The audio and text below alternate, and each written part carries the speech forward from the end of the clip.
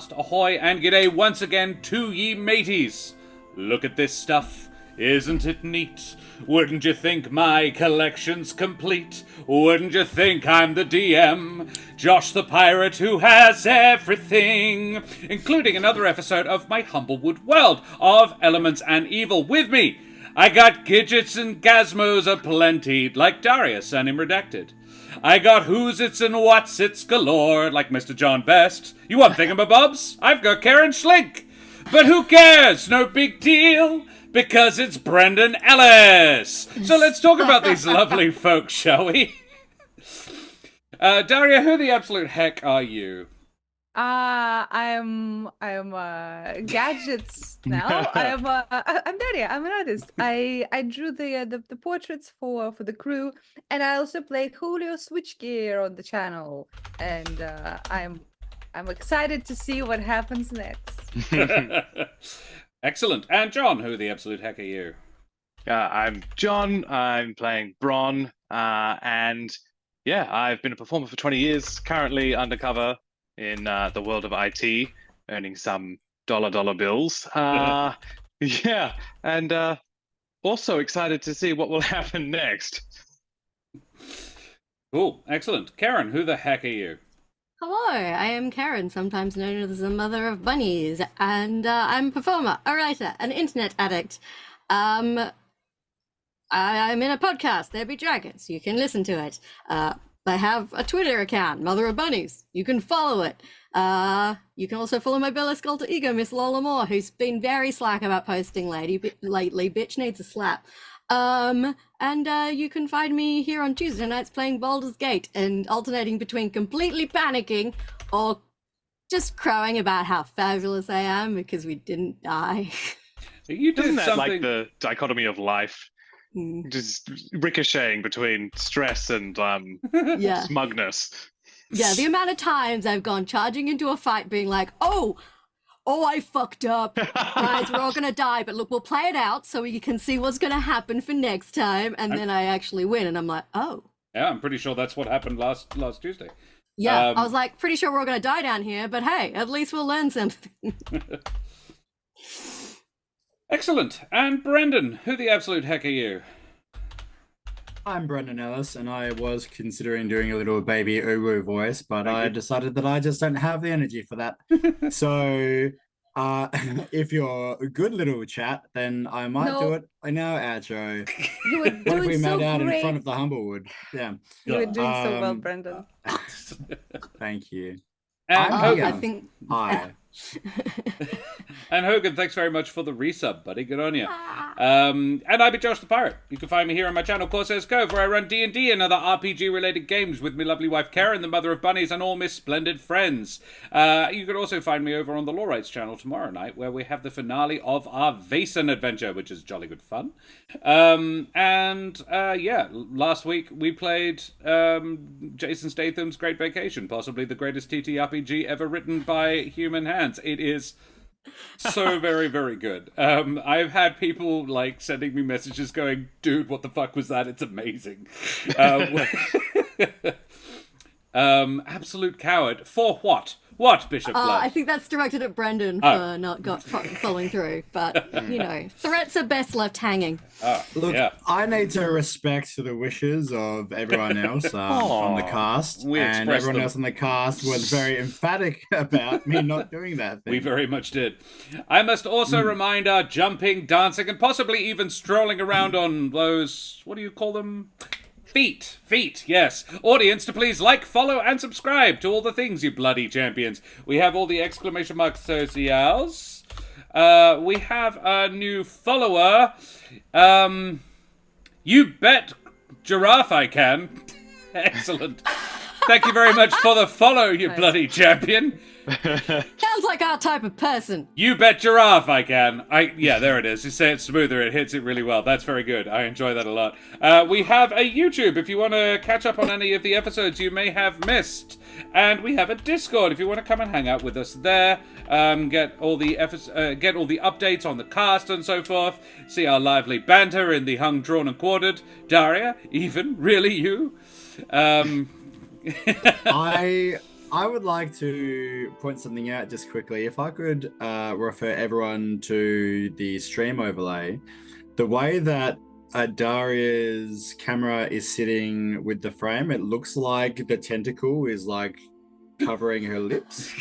So You'd like that, wouldn't you? Oh, you'd like that. And about the even you, listen, it's true that I did start the ooh bit off stream, but when it's go time, I'm serious, I'm professional, no ooh talk at all. That's how you do it.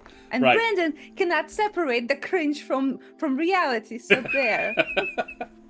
Brendan you is adopted the cringe. I was born into it. Born Voted by by it. you I've been waiting to merely use that with adopted. Braun. You merely adopted the baby talk. No, baby with baby talk would be very good. Josh, do you ever want to have sex with me again? Molded by it. Ooh. Yeah, we have Sirenscape playing and disgracing your ear holes right now. We have a hype train going because Abus is a bloody champion. Subscribe to tier 3 for 6 months. Abus, that's you fucking legend. That's very cool of you. We are proudly affiliated with 2 marvelous TTRPG community people. We have Troll Games, who create the Castles and Crusades system. They run on the Siege engine, which is a clever pun and also a good gaming system. You can check out all their marvelous works at trolllord.com. They very recently finished a Kickstarter for one of the final works of Gary Gygax's Fantasy Worlds. So unfortunately that link is now inaccurate, but you might be able to get a late donator pledge there. And that's a level 2 hype train because Abus also still bloody champion. No notes there. Solid work. That's level 2 achieved. Good on you, Abus. Thanks so much, champion. And Watchful Wizard, thanks for the biddies as well. Guys, you're all excellent. What can I say? We are also affiliated with Wooten Forge. Wooten Forge are the creators of WA and possibly even the world's finest handcrafted wooden tabletop accessories, like this gorgeous Jarrah dice keeper here. It's one half of this thing. They come with beautiful heavy-duty magnets, holding all of your gorgeous click-clacks, or at least some of them. If you're a proper dice goblin, you will need a secondary click-clack box, but this one is, I roll all the dice in my games for that there. Great stuff. Check them out at woodenforge.com/Corsairs Coast, because I don't chill, but I do have bills. So thanks very much, mateys. Karen... I just wanted to share once again, because I'm obsessed, the dice Tara sent me, which have a little bunny in them. Can you see the little bunny? He's holding a carrot. It's very cute. Yes. Southern Skies, you are completely right. Real dice goblins have multiple sea chests full of dice. I do that. So many. I do that. So Tony many. Karlstrom redeemed an inspiration. Tony, that's very kind of you as well. Who's that for, you bloody champion? Which of our little guys is going to get an inspiration? No. I will leave my study, come into the other room, You gave it beat to you me. round the head. Thanks very much, Tony. Good on you, matey. The DM needed for this one, yeah, because they're going to be ganging up on me after all this. Splendid, guys. Well, Karen, first of all, can you tell us about the Ukraine? I can. Ukraine, also being subjected to unwanted attention, namely from Russia. Yeah, that's still going on. Slid slightly out of the headlines, but unfortunately still very much a shitty thing that's happening. So if you have some spare pennies rattling around your digital wallet, you can follow the link in chat and donate to the Emergency Action Appeal, which is an Australian collaboration of charities and not-for-profits that are supporting Ukrainian refugees specifically. You can choose the charity or not-for-profit to direct your donation to, or donate generally to the cause, and every little bit helps. And no one imagine Russia doing uwu. That's just weird and upsetting, and stop it! I can see you thinking it. Stop it. Putin. That's all I'm going to say. And I think we You also mean need a... Putin? Yeah, Putin. Putin. Oh God! Oh, did Putin find a widow bar? Guys, we need to be careful. I don't want them coming for Daria. Why would they do that? Daria hasn't said anything. Karen, could you give us a bit of a recap about what happened last week, please? So fun story. Our last session, instead of taking notes, I wrote a limerick about boobs. So let's wing this. Yippee! I am a mature adult, very sensible. So we rejoined our characters in the aftermath of the battle against the Slime King, who had been restored to pre-Slime King form. And was a bit on the sheepish side about all that death and chaos he had caused. There also 3 of his victims had apparently been regenerated, but as younger versions of themselves, which for at least one of them, off the top of my head, was a bit of a shift, age-wise. So they are being escorted to the tenders for interview and safekeeping. Sage did offer to keep them, but Eric may have pointed out that maybe letting the girlfriend of the guy who technically murdered them take them home was just a little bit weird. Eric They were was not boyfriend and girlfriend. Also, they were not boyfriend yet. Sorry. Hi, Raiders. Thank you very much for joining us, you bloody champions. Owen, you legend. Thank you so much for the raid. Lost Archives, you champions. Guys, yeah. Thanks for tuning in. You are all awesome and very welcome here. Pog. Yeah, throw your favorite radio modes up in chat. We're just having a quick recap to let you know what the hell you have missed out on so far. Karen, continue, please. Yes, Eric thought that everyone was being a bit too cavalier about the events that unfolded. I was not best pleased at how things were being handled. He thought we should be a lot more stern with everybody, and he did have a point, but also Kesh and Julio were very much pummeled, and were just kind of reeling a little from that. But we escorted the ex-Slime King to the prison, whatever we have that counts as a prison in the Humblewood. And Kesh fell asleep doing paperwork because she had to write a report on all of this. And then in the middle of the night, Julio is struck by a terrible nightmare, so intense that he actually woke up Bron, because they had gone back to the Alderheart Temple to have snooze, legit, because it's been a long day. In case you recall, we had like 2 battles in one day. It's a big time.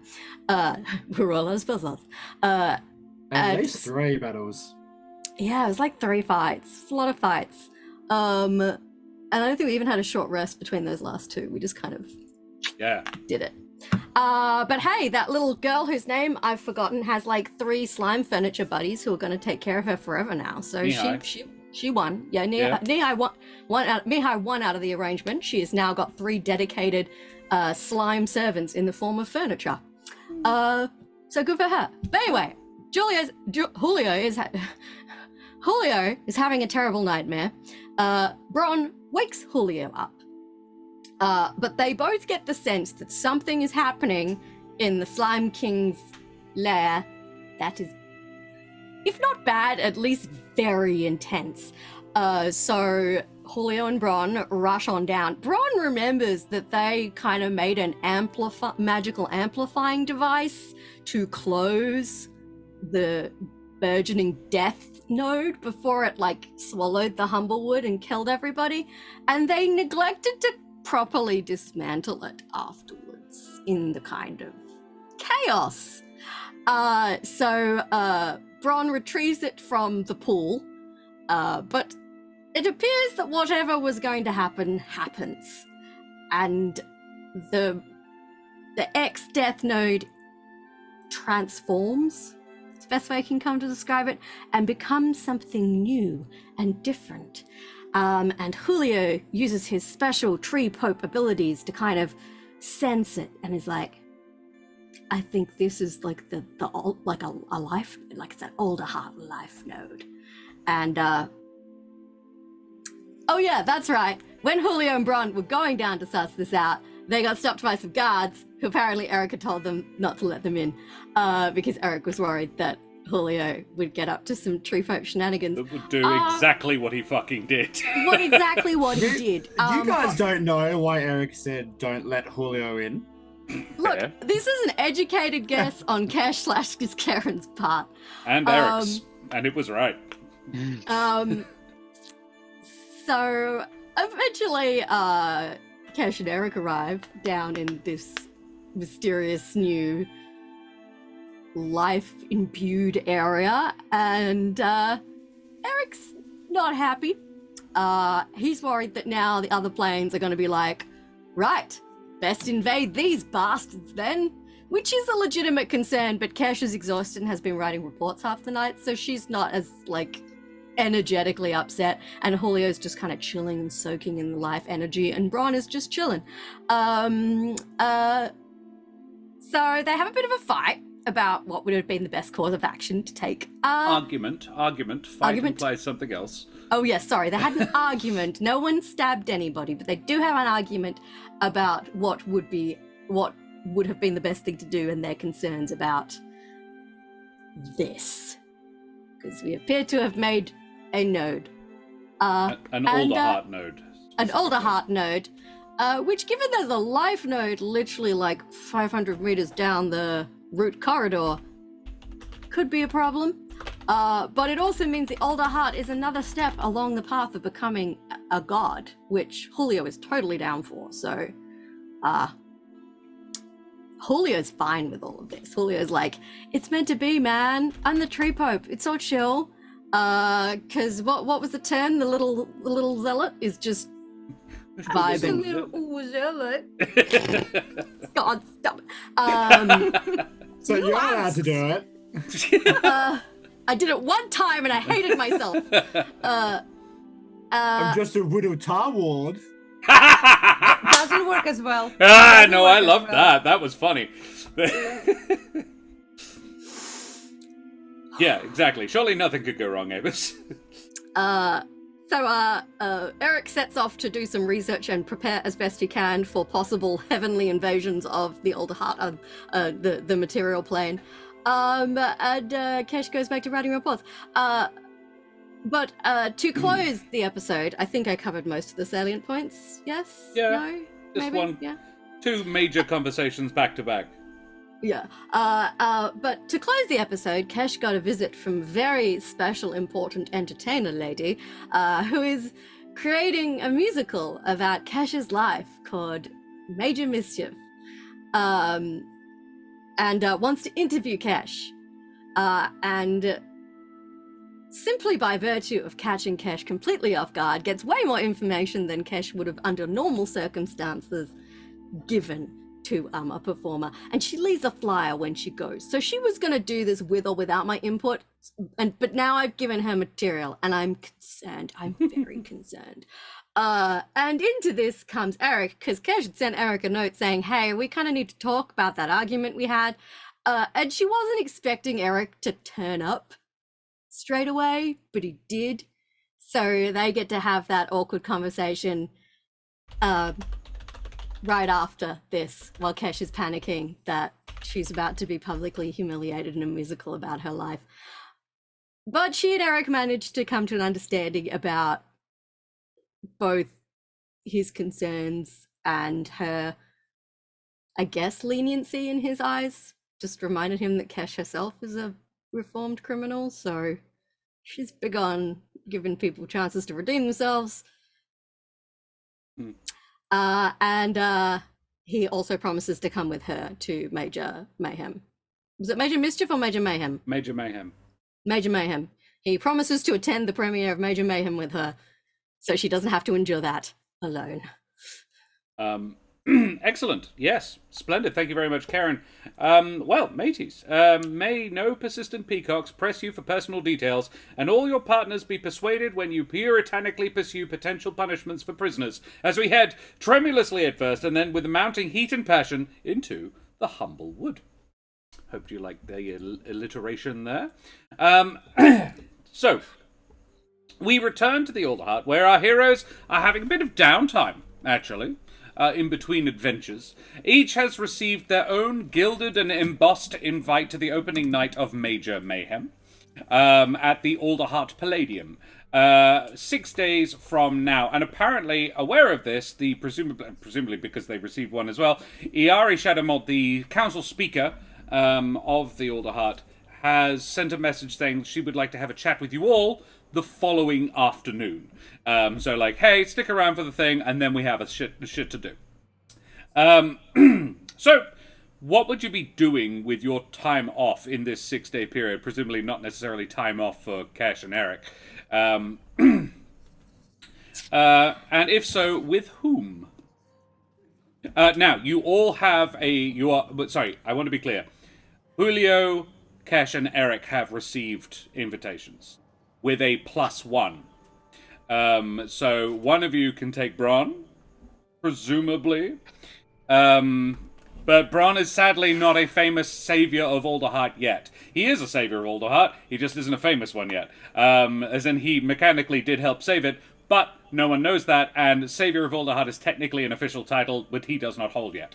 However, impress Iari Shadowmold a couple more times and you'll probably get one too. It's like an Uber knighthood, and these three have one. I think work on the deep fryer and legs and you're like in there.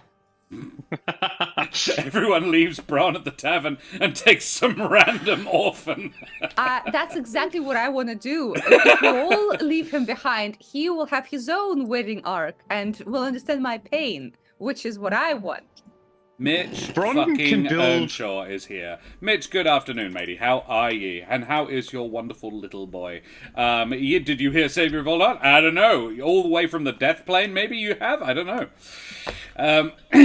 Good to see you, buddy. So, what are you doing? Where are you? What are you doing? What are you spending your time achieving? Because Julio has a lot of new responsibilities, I'd say, connected to creating an Alderheart node in the tree.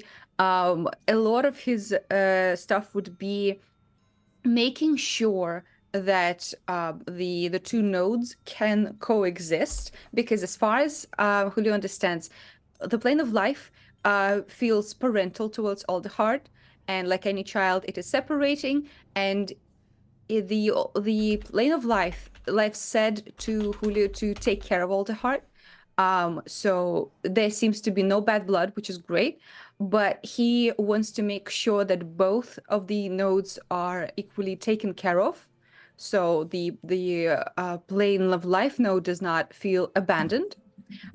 He gets Mihai into more of more active role in communing with Alderheart. Yep. Because he's firmly now aware that he is tied to very dangerous things, and if something happens, she would be the successor. Yeah. And if you want me to, I will roleplay the conversation with her, but that's his intention. And one more thing, if possible, Julio would want to go to Synod because he's part of the Synod, and he needs the city officials to know what's happening, that they don't think that this is going like underhanded or he's like secretly making a new cult, because like we've been burned by this before. Yeah. So he will go to the head of the Synod and explain the situation and basically seek for their blessing and cooperation in terms of this new religion taking more physical Viscar would be very like holy shit, literally holy shit, but also Viscar very much wants to bring his and the Synod's feelings generally that they want not two religions, they want one. In which the Alderheart is an equal player to probably Ardea and Titan in level of importance. Considered like a third part of the trifecta, the mother, the father, and the holy tree. Yeah. Would that be something great. that would be about what Julio was aiming for, rather than a divergent religion, a separate church? Yes, I think that would make sense to Julio, and also not only because it would lead to less strife, but also because clearly some of the Amaranthine are like rooting for Alderheart to rooting for the Alderheart to like come into its own. So yeah, he would absolutely enthusiastically agree to that. Of course, there are things to like iron out in terms of how it works, because if it starts to be official religion, we have to make that work. So most of his week is that. Yeah. So Shayax, I suppose the way it would probably work is Mihai would take over and probably begin under the Alderheart's direction, turning the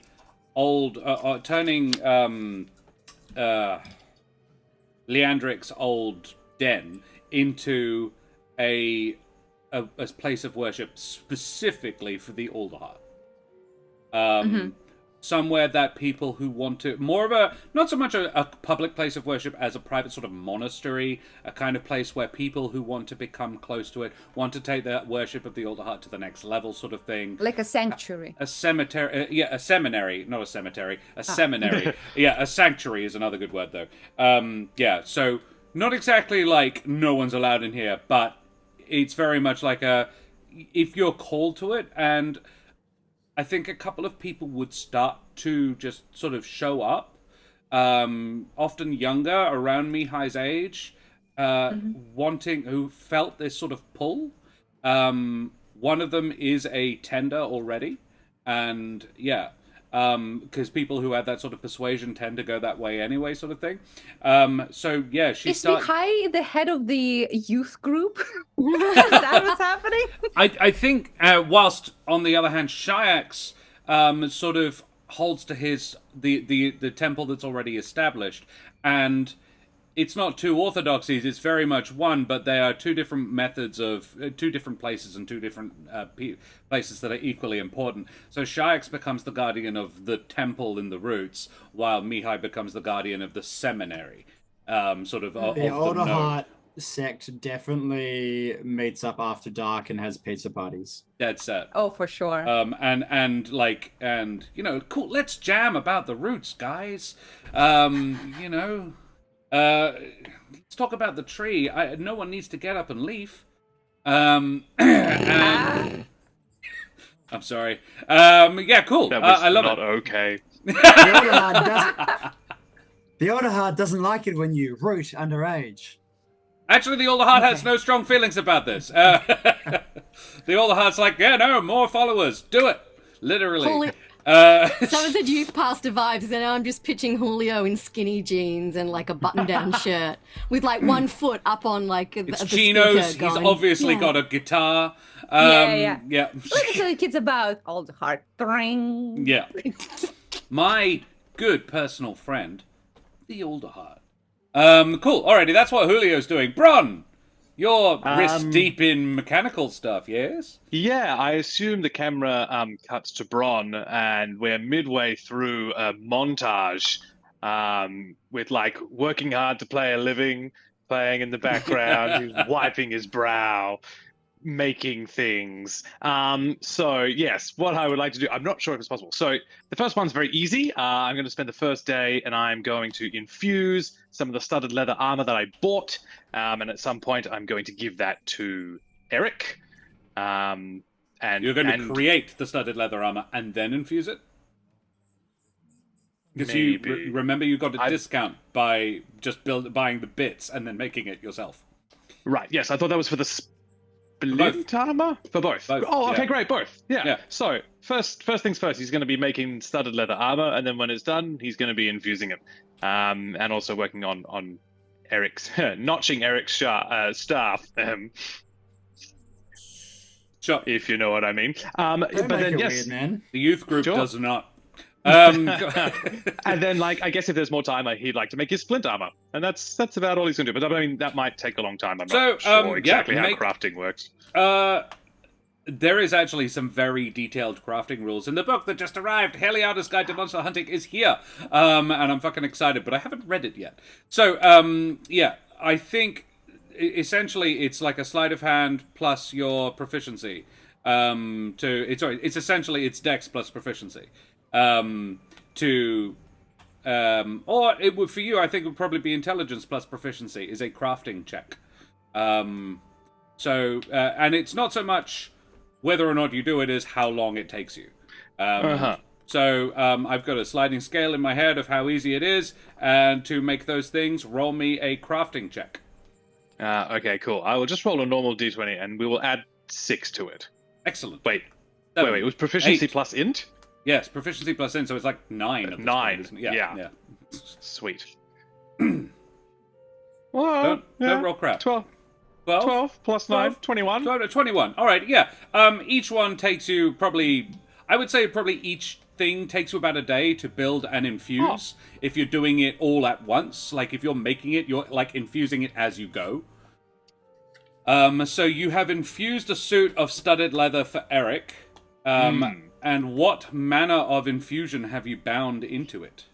So, while wearing this infused item, I'm not sure if you're going to be able to get this item with the infusion in. I don't know how that's going to work. But while wearing this infused item, whenever the creature fails a con saving throw to maintain concentration on a spell, it can use its reaction to succeed instead, expending 1 charge. Wow. 4 charges, regain 1d4 charges every dawn. Cool. Alrighty, so you have a studded leather of focus. A studded leather of arcane focus, I imagine. I think that's probably what it's called, a roundabout. Cool. And you've got another notch on your staff ready to receive another elemental stone or something, Eric. So make notes of that. And then you create yourself some scale mail. Scale? Or whatever the it next is. one up was. Was it splint? Is what you were talking about. Splint. Yes, So that is a grand. 17 plus armor. And then you make it your... Yeah. Yes, I That's do. probably what takes the time. I'm imagining you don't so much build brand new armor as mod your existing armor to be better. Yeah. Yeah. Excellent. Cool. Sweet as. Excellent. I love that. So, yeah, I imagine sort of you spend probably 2 or 3 days in... and other than that, what else? Like, you've got 6, so you're just sort of touristing it around? Oh, yeah. He's going to try and, like, memorize where that secret place is that he couldn't find twice yesterday. So he knows where to go to sleep. And he's going to, I guess, just wander around. He's already been to, like, the roots, so he's pretty happy. Yeah. He's going to check in with friends and, drop off the armor and just be like, cool, you're still working on reports. All right, have fun, bye. Yeah. You are, you make me a straight intelligence check. I think. Or survival if it's better. 16. 16 is pretty good. 16, you... this is basically just to... Having a wander around, you encounter in the back streets of the Trunk Market a little artificer shop. It is actually labeled a fizzar's shop. A fizzar is an old word for... it is basically the old word for artificing. There is a little bit more magic to it, a little less tech. And within, you find a crotchety old strig named Pruitt. Pruitt Seraphim. And yeah, he's pretty grumpy at first, but when you have a look at the few things, most of it's like glass fronted counters. He's got like 8 items in the whole store, all on velvet, and you have a look in and you identify that one of the items is a home built clockwork teleportation device. Similar to the return stone you have in your pocket, but this one is handmade and clockwork. And that it's A, brilliant, B, doesn't work right now, and C, he is probably aware that it doesn't work right now, but it is labeled as fully functional. And you see it, note that it's not working, and tell him how he should fix it. And you say, have you considered... And he goes, and the 2 of you spend the next 3 hours, like, brainstorming how to do this. and he says to you, next time you need components, come back. I'll give you a 10% discount. Thanks for the help there, buddy. And you have made a buddy. He is an absolute prick. No one else likes him. He actually made Kesh's bow. Oh, He made the fang bow. Not that he would necessarily have mentioned that. If it does come up that you know Kesh Glitterweave, he would absolutely have told you, however. So if you might have mentioned that you know her, but he wouldn't have bragged saying, yeah, I made the bow that shot the thing that was stomping around the Alderheart like a month ago. He wouldn't have mentioned it, even though he would be aware of that. No, I think in the talks of like, what about this, what about that, he would probably have mentioned what happened at the beginning of the week with the magical pool and stone. And so, yes, probably would have mentioned Kesh's name. So, amongst all the rest. The Colonel? I know that. I met her once. She was very rude, actually, but I did make her bow, actually, so if you've met her, you might have seen some of my handiwork elsewhere. Wow, that is a very impressive bow. Thank you. I've seen it take out 2 slimes in one turn, I think, in about 6 seconds. It was... Not a turn. As she spun around and fired 2 shots at once. Exactly, yes. Yes. Yeah, cool. Love it. So yeah, you meet a friend and amazing. Yeah. Kesh, what do you spend the next 6 days doing? I imagine Kesh spends a lot of time trying to wrap up the Slime King business as best she can. Yeah. Talking to everybody, compiling reports, seeing how the Weird Mutant children are getting on. The Weird Mutant children are doing very well. Only one of them is in any way dissatisfied with what has happened to them. And that one is Sam. Sam, who has living parents and was about 10 years old. No, 15, and now is about 3, and he's about hacked off to have lost 12 years of physical development, because, 15-year-old's like, nearly adult, here it comes, god damn it! Gotta do puberty all over again, fuck! And so Sam is a bit pissed. His parents, on the other hand, weirdly okay with it. Like, oh no, we get our baby boy back. What a shame. We get him back to the cute stage again, but now he's not pissing on the rug. Amazing. The other 3 are all, one way or the other, fairly sanguine about it. The Kesh has nothing to do with it, but the Perch Guard, after, so the Eric, I'll throw this to Eric quickly. What level of interaction would Eric have had with them while they were at the Tender Halls? Any? Eric himself, probably very little. He would have delegated that to other tenders because he has 6 days to write 1 million reports. Yeah. But yeah, his instructions to them were along the lines of figure out what elemental energy lingers in them, if any, figure out with them if there's any way to reverse it, if they want it reversed, what impacts will this have on their lives going forward. Could you make me, on behalf of the tenders as a group, a Arcana check? And they can use your proficiency mode. Great. That's a +6. That's appropriate. 10 total. Yeah. If you're not involved directly, then yeah, a 10 is about right. I'm going to add my D4. Oh yeah. Just to give them a little boost. Little boost. 13. Alrighty. Cool. Thank you very much. 13 is a bit better. They determined that the only lingering magic within these people, the only lingering elemental magic within them is life magic. They determine that removing it will kill them. And all 4 of them are like, no, I'm better this. I'm happy with, this is fine. You get, and basically once they express that to you, I don't know if you would, there isn't a huge amount else to report. They all seem to be in perfect physical condition, as if they had been existing purely on pine nuts and spring water their entire lives. Yeah. That's pretty much it, after that, the Perch Guard, Karen, would Cash have turned this matter over to the Perch Guard, which are technically in charge of overseeing law and order within Alderheart?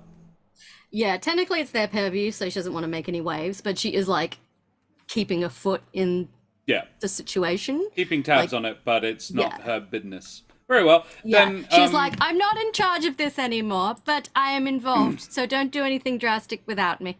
Yeah. And trying to remember, is it Nils who's running the Perch Guard? No, I honestly don't remember. I think it's Nils Wintervale who's now running the Perch Guard.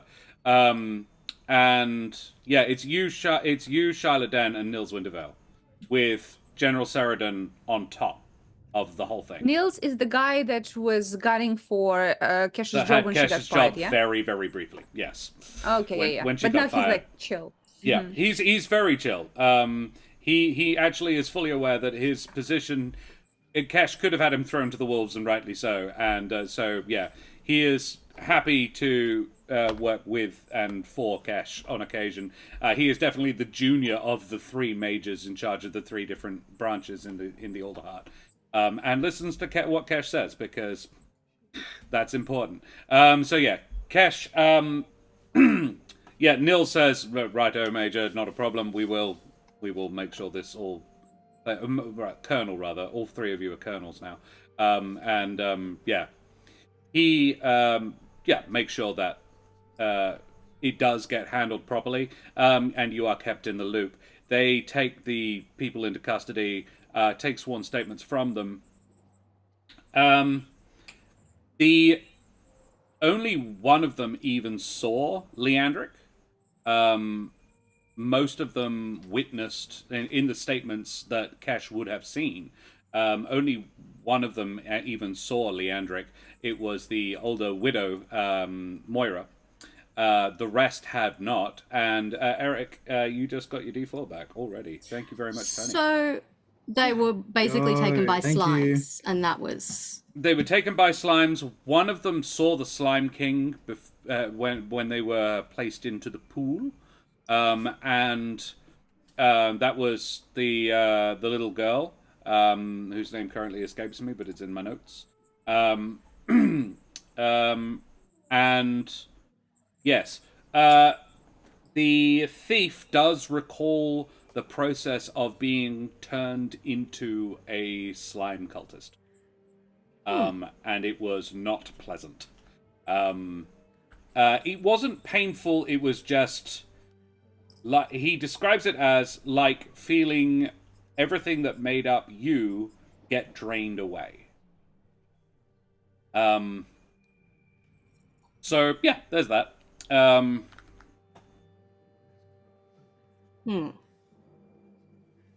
Mildly concerning. I already have inspiration, so yeah, you bet giraffe. However, none of the players do. So if you come by 8,000 channel points, doubloons we call them here, you are absolutely welcome to buy one for them. Excellent, yes, come in clutch at the right time. Beyond that, it's possibly because they've been brought to life, but none of them are.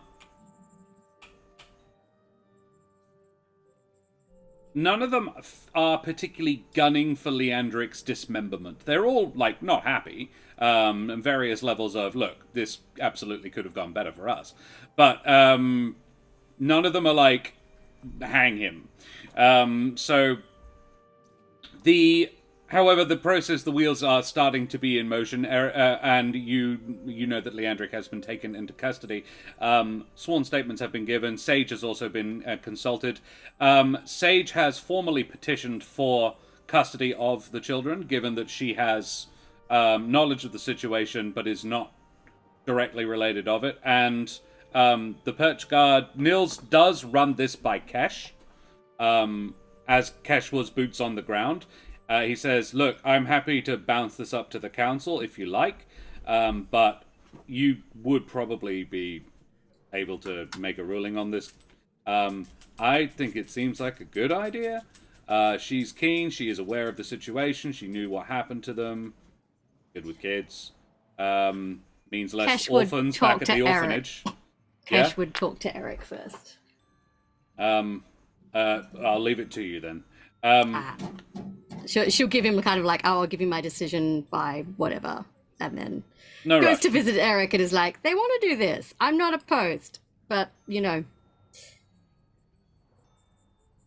I value your opinion. Look, realistically, I'm certain that Sage has had nothing to do with all of this, and I think that I don't really want to refer to them as children, but the people will be safe in her care. It is just important to me that this decision is not taken lightly and has gone through the proper channels. So, Colonel Glitterweave, if you feel that Sage would be best to take custody of these people, then I will gladly lend you my support. I think she is the best placed at this time, but we're not going to just turn him over and never check in ever again. We're going to stay on top of it. And if any of them have any magical related melodies that can be traced back to this incident, then the tenders will be at their disposal. Very well. Absolutely. That is sort of passed on to send them to church. Tenders are actually a non-religious organization, which is kind of nice. I imagine there is sort of a fair amount of sort of faith in it, but it's not technically a religious institution. Very separate from the church, although there is some overlap in terms of abilities. So, yeah, but Daria isn't allowed to spend them, is the trick. Yeah, the trick is to be the player in this campaign, but the drawback is you can't do shit with them. So black You have to market tune into the channel other points. shows and then put them. No, I should, but Yeah. Look, You know, the disparity between Daria's and mine just shows how many more shows she's been on than I have. exactly. That shows my dedication to the channel. exactly. I won't tell you how many I've got. I'm mildly curious now. 198,000, and I've spent a bunch. Damn. That's Corsair's. That's Josh the Pirate. Corsair's Cove has an infinite amount, so I can't check. But yeah. Yeah, well, I've got Infinity +1. Wow, that's impressive. Got him. Fucking got him. Yeah, nice. Okay. Do Cash and Eric do anything else? Otherwise, the next question is, who are you taking to the party? Although, actually, I do have one more question. But, anything else for Cash and Eric? I don't think so. She's trying to avoid discussing Major Mayhem with anyone. If people bring it up, she tries to change the subject. And does that thing if she goes past any posters, just oh Christ. Yes. So, over the course of the half. next... yeah. Over the course of the next week, you see several posters for... a new work by Pavoni Thousand Eyes, the work Major Mayhem, which will be performing at the Alderheart Palladium next. I think it opens on a Thursday evening.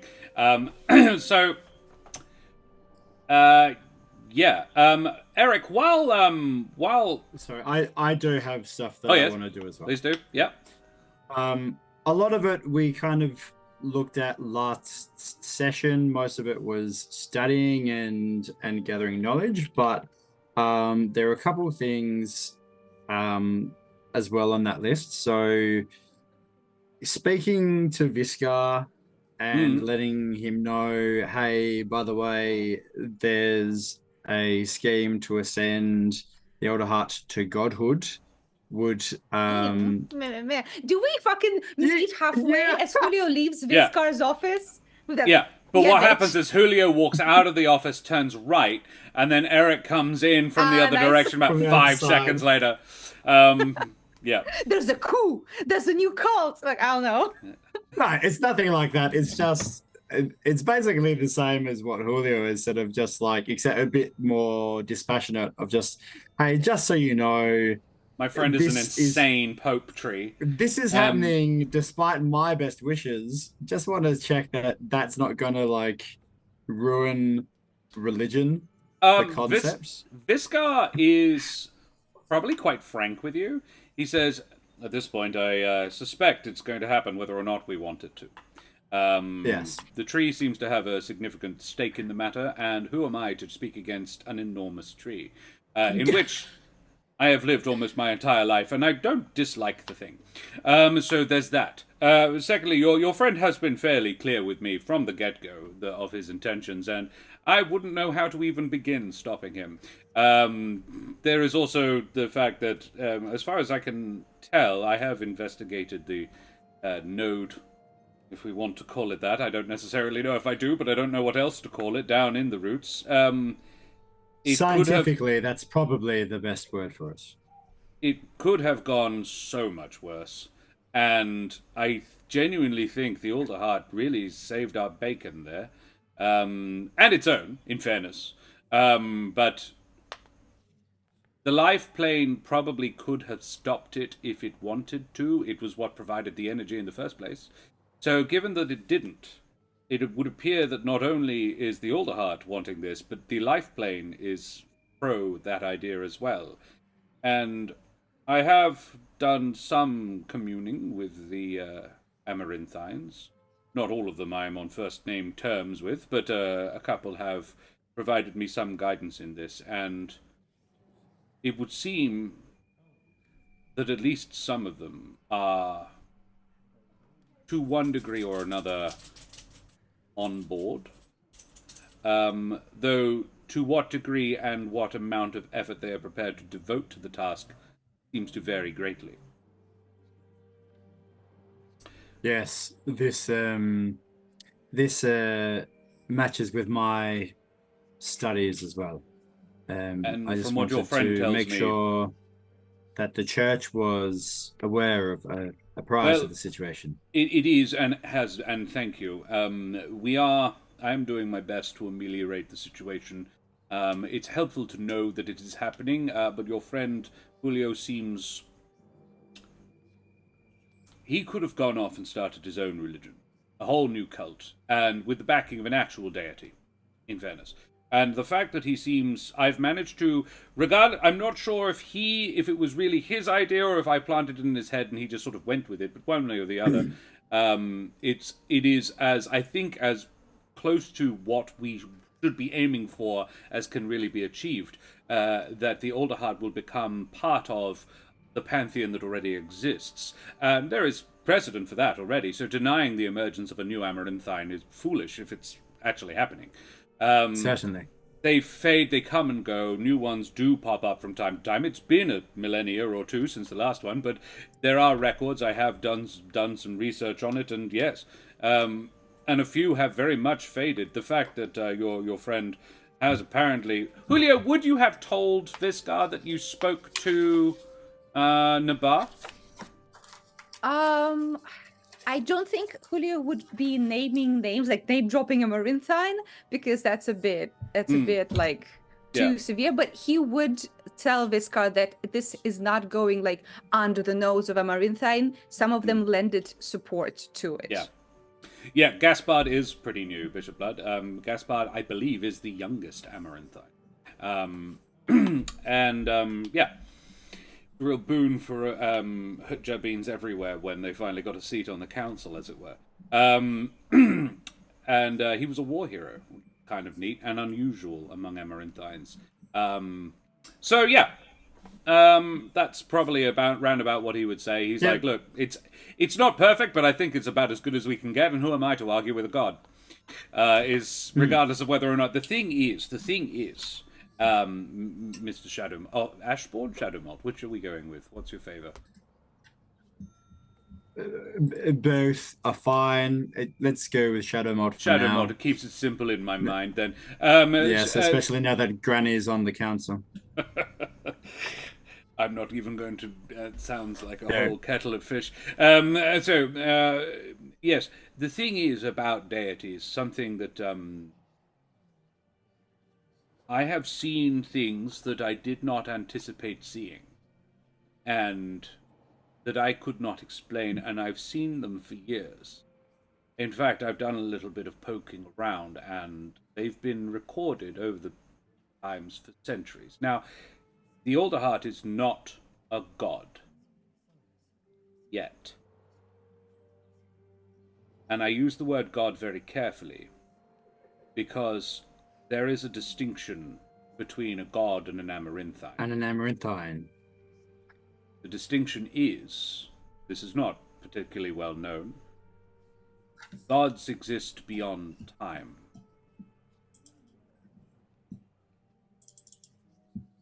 And you're saying that that you believe the Alderheart to be destined to godhood. I believe there have been signs of it imposing its divine will, even before its own ascendance. I could be wrong, but there was no other explanation for the signs that were witnessed. There used to be dozens of trees like this, did you know? They all died. None were able to reach this size. The only one left is this. With the prescience or the luck to be born on a life node?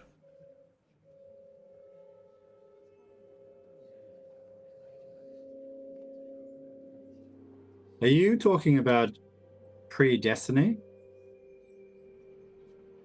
I don't know exactly what I'm talking about, sir. This is well above my pay grade. Gods are something that the Amaranthines try to keep us away from. Because all the gods out there are not necessarily friendly. Yet here we have one that lets us live in its branches. Potentially. I don't know. We'll see. One that potentially will be the champion of all of the Amaranthine. But possibly. They would know better than I. This is guesswork on my part. Yes, right. Well, thank you very much for the audience, Viscara. We should probably get back to our various businesses. And this conversation was very helpful. I'm glad. Oh, look, it was fascinating talking to you, young man. Well, thank you. Yes, travel safely. She'll see you. And just as a reminder, if the church is ever in need of the services of the tenders, please do not hesitate to reach out. And completely vice versa with that. I appreciate it. On the way back from this very conversation, you are walking through the trunk market, Eric. And could you please roll me a perception check? It's one of Julio's assassins. Take the shot. Kill him. He hurts the cult. Part of the bark, part of the tree, part of the bark, part of the tree. That's a dirty 20, baby. A filthy 20. Nice. Eric, you hear a voice whispering breathily in your ear. It whispers, "You are being watched. They are following you."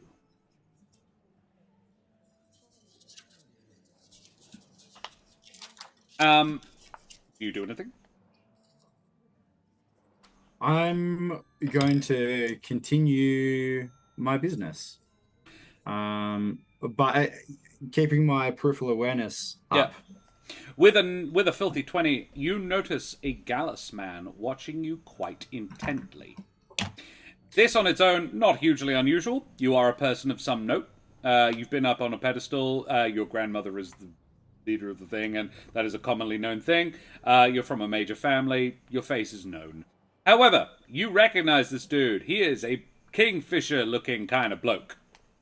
Mm-hmm. Okay. This is Rain Thronereal. Have I met him? Probably not You might have been in the same room as him. You probably have seen him before. If you're a classically educated young man, I imagine you'd have been taken to the theater. And he is, as I say, the last session, the preeminent tenor of his time. So yeah, he's a famous actor. Okay. Just now going a little to seed. Yeah. I'm going to give him a bit of a show and piss him off at the same time. I'm going to walk through a crowd and I'm going to cast Pass Without Trace and then make a stealth check. Very well.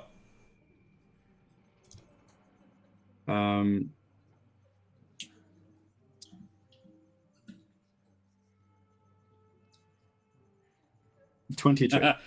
Oh, okay. With the extra 10, good. Let's roll for him. He's actually quite perceptive. But an 11's probably not going to do it. So let me just check. Actually, he is like he does have a stat block. If he can, he would have earned Eric's respect. He got a 17. Okay. He has a plus that's 6. pretty good. He has a plus 6. Yeah.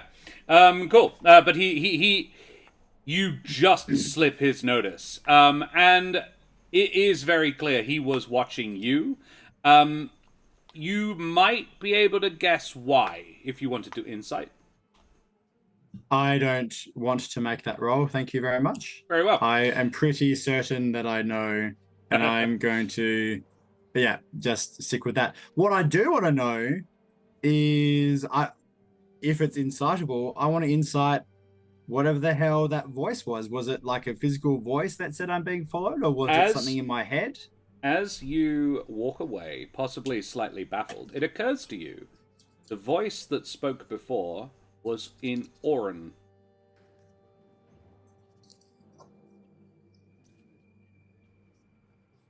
A language that all birdfolk understand, but none speak. Or very, very few. I imagine that I'm probably a bit more advanced in that than most, given my... You actually can, yes. Yeah. Wow. That was alarming and problematic, but I don't have time for that. I would like to seek an audience with grandmother. Ooh. Yes, you may, of course. Iari will always make time for you. Not necessarily for familial reasons. You are a useful and valued person in the family. She has probably gone back to... You probably get the feeling of being groomed just a little bit. Yeah. and I lean into it a little bit. Yeah. Cool, yeah. She goes, Eric, darling, come in. Do you want tea? Yes, that would be delightful, actually, grandmother. I very much went like, come in, darling. No, she wouldn't have she wouldn't have called you darling. But Eric, come in, dear. Tea? Shall I make it? Oh, no. I am the speaker, my boy. And she pulls on a rope, like ding, yeah. And she then pulls one of those like a speaker horn and goes, tea for two. And yeah, you sit, and about sort of a minute later, a fairly nice... the family china is brought in by a staffer. And she says, what can I do for you? What do I owe the pleasure? A favor, actually. Yes. I suppose I owe you a couple. Go on, then. I will take out the letter of credit or whatever form it takes, and I will say, I don't know how well whether you had the chance to formally meet our new friend Bron, Mr. Hardcraft. Yes. He has been. I have been very impressed with him. He seems to have quite a head on his shoulders and has caught up with the stakes of our current situation far better than I ever could have hoped. He has expressed from what I can tell, and I do consider myself to be quite insightful, no ulterior agenda. He has expressed his desire to be better equipped at taking hits for the rest of us. Oh, yes. So I would like to ask a favor on as much myself as on his behalf, that you take my letter of credit and extend that to cover a full set of plate mail. Goodness. It need not be brand new. If the Perch Guard have something that we could requisition, I'm sure, in fact, that he would delight in being able to refurbish something. He says, your grandfather. She thinks for a moment and says, Perch Guard don't normally run to that. Your individual Perch Guardsman is very rarely worth 15,000 gold pieces. Or 1,500 gold pieces. This is it's a big ask, but it is one I can facilitate, I think. You say he's a good chap, worth the time, and it'll protect you too, I suppose. So, look, how about we'll write this off, and this could be my donation to the city to cover that one. And she takes it and just tears that up, just shreds that, like fucking that off. Right. She says, it'll take a few days to have it shipped out, but your grandfather, my husband, he owned a rather splendid suit of plate. Family bought it for him for his service in the Perch Guard. This is the thing: if the Perch Guard do have it, it'll be because it was bought by mummy or daddy, or in your case, in your grandfather's case, wifey. I didn't want him getting hurt because I actually rather liked the chap. So if he's up for doing some modifications on it, obviously it's built for a Corvum, not a young Vulpin man. He is welcome to it. How about that? I appreciate this, and I'm sure that he will appreciate it as well. And if he ever disposes of it, please can he have it returned? Certainly, I will make sure that he is well aware that the Shadow Malts are his benefactors in this case. Oh, goodness me. I wouldn't want to... Just be careful. In this particular instance, I don't want any formalized anything like that. He's a nice chap, and he doesn't deserve it. No patronage sort of situation. You understand. Certainly. I will at least let him know the gravity of the decision. Yeah. It's considered a permanent loan. I'm it's sure not doing anyone any good anyway. It's just sitting in a dusty old attic, I think. I think you've probably seen it, and you definitely have. It's not sitting in a dusty old attic. It's sitting at the top of the main staircase inside in your family home. It's a rather handsome set, yeah. If it wasn't sitting there, it probably would have been taken into Eric's cubby. Yeah. Yeah. Oh, Granny would not have stood for that. No. Yeah. Yeah, cool. Alrighty. Are you happy? We all good? Everybody good? So this will probably arrive the day after Bron will get it before you guys have your meeting with Iari. She'll probably present it to him at that meeting. That's probably around the time frame for this. One last quick thing is we don't need to RP it out, but when Bron gives stuff to Eric, including the newly notched staff, he would ask for certainly Gabby's input, possibly Bron's too if he's around, but he has some options for what to slot into it. The first one is, and he will probably seek Gabby's input on this one, the sack of listen and the sack of touch. It having its origins on the elemental plane of air, he would ask if it would be possible to distill that into something elementally attunable. And if not that, then there's something else that he could use for a different plane instead. With the intention of summoning an actual elemental? Yeah.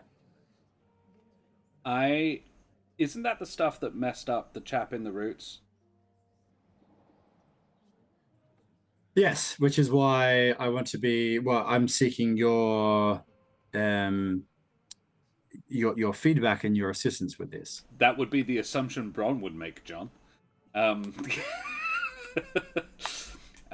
She says, I wouldn't. Any elemental coming from that, if you could get one to come from it, would be near impossible to control. That stuff is chaotic as heck. Okay. In that case, I'm going to dump them on a desk and say, I also super don't "This want is to go yours." anywhere near it. Oh. Don't use it, but this is probably safest here more than anywhere else. You're going to leave that As an with me? alternative, I trust you. Eric, in the Maybe nicest way. If anyone could come up with a way of making this productive, it would be you. Eric, the last guy who did built a freaking life node. And he didn't Then mean destroy to. it for all I care. Okay, alright, cool. Yes, I have your clearance to do that? Yes. Oh, fuck. How do I... Okay, Bron, you and I are going to talk about that, because that's kind of what I want to do with it. If Bron's there and he's heard that it's chaotic as heck, he's going to be thinking about maybe... Because I'd forgotten that he has... it's not in my inventory. He has the boomstick. Yes. Yes. No, I gave no. you the boomstick for a reason. Come on, do it. She's like, well, we can talk Anyway, about focus. that. Okay, alright. What about this? And I will take out the death elemental goo from the slide that was in my mother. Yeah, that'd do it. What? Yeah, Oh, yeah, I remember. My mother was possessed by a death elemental. It was unpleasant. Sort of a possessed thing. Yeah. I'm sorry to hear that. Oh, she got better. But yes, thanks to, in no small part, to Julio. I helped. But well, yes, we all helped. I'm trying to do a bit. Julio and I are not on the greatest terms right now. I just wanted to make a whole thing of acknowledging. Right. Thanks, Gabby. Anyway. Now, Julio did do the heavy lifting on it. I mean, Cash was there. But yeah. Damn, Cash getting strays for no reason. What the fuck is that? It's more like she was like, Cash was also there. Let's not forget Cash was involved. She actually imprisoned the elemental after you got it out of her, but it was Julio who did the poking of the stick in the first place. Okay. Yeah. Thanks in no small part to Julio who exercised the thing, and in no small part thanks to Cash who captured the thing, and in no small part thanks to you who I moved the bed. You did. I did. You created very the good. thing, and I did. in no Look. small parts to me. Can we move? Yes, we get it. Julio helped. Julio helped. Listen, you should know as well as I do, Gabby, that just because something is from a plane entitled the plane of death doesn't mean that it's inherently evil. So let's try and make the best of this situation and use it as a portal to bring in something that will help us. Heads up, this will almost certainly summon the thing that was in your mum. Oh. Will I be able to will be control bound it? to you. Yeah, if you're using a summon elemental spell, yeah. Okay. It'd just be a death version of the same. Deathbird. Ooh. Hope but black. That'd be weird. Very you though. Like Tari. That's another thing too. That's a later thing for us to discuss. But obviously, fire elemental plane is something else that we can summon elementals from. But that's not with right now. Death plane. Yeah. We'll go the easy one first. It would need to be. It would need to be like a. We need to solidify it in some way. but yeah, Bron and I can muck around with this. And I would say. You are definitely being drafted, FYI. Gabby we don't need likes... to deep fry it, do we? Gabby genuinely considers this and goes like, I was thinking more like pressure. Like heavy pressure. Ooh. Like more of a pressure cooker than a deep fryer. Yeah, so just don't break the stuff. Oh, no.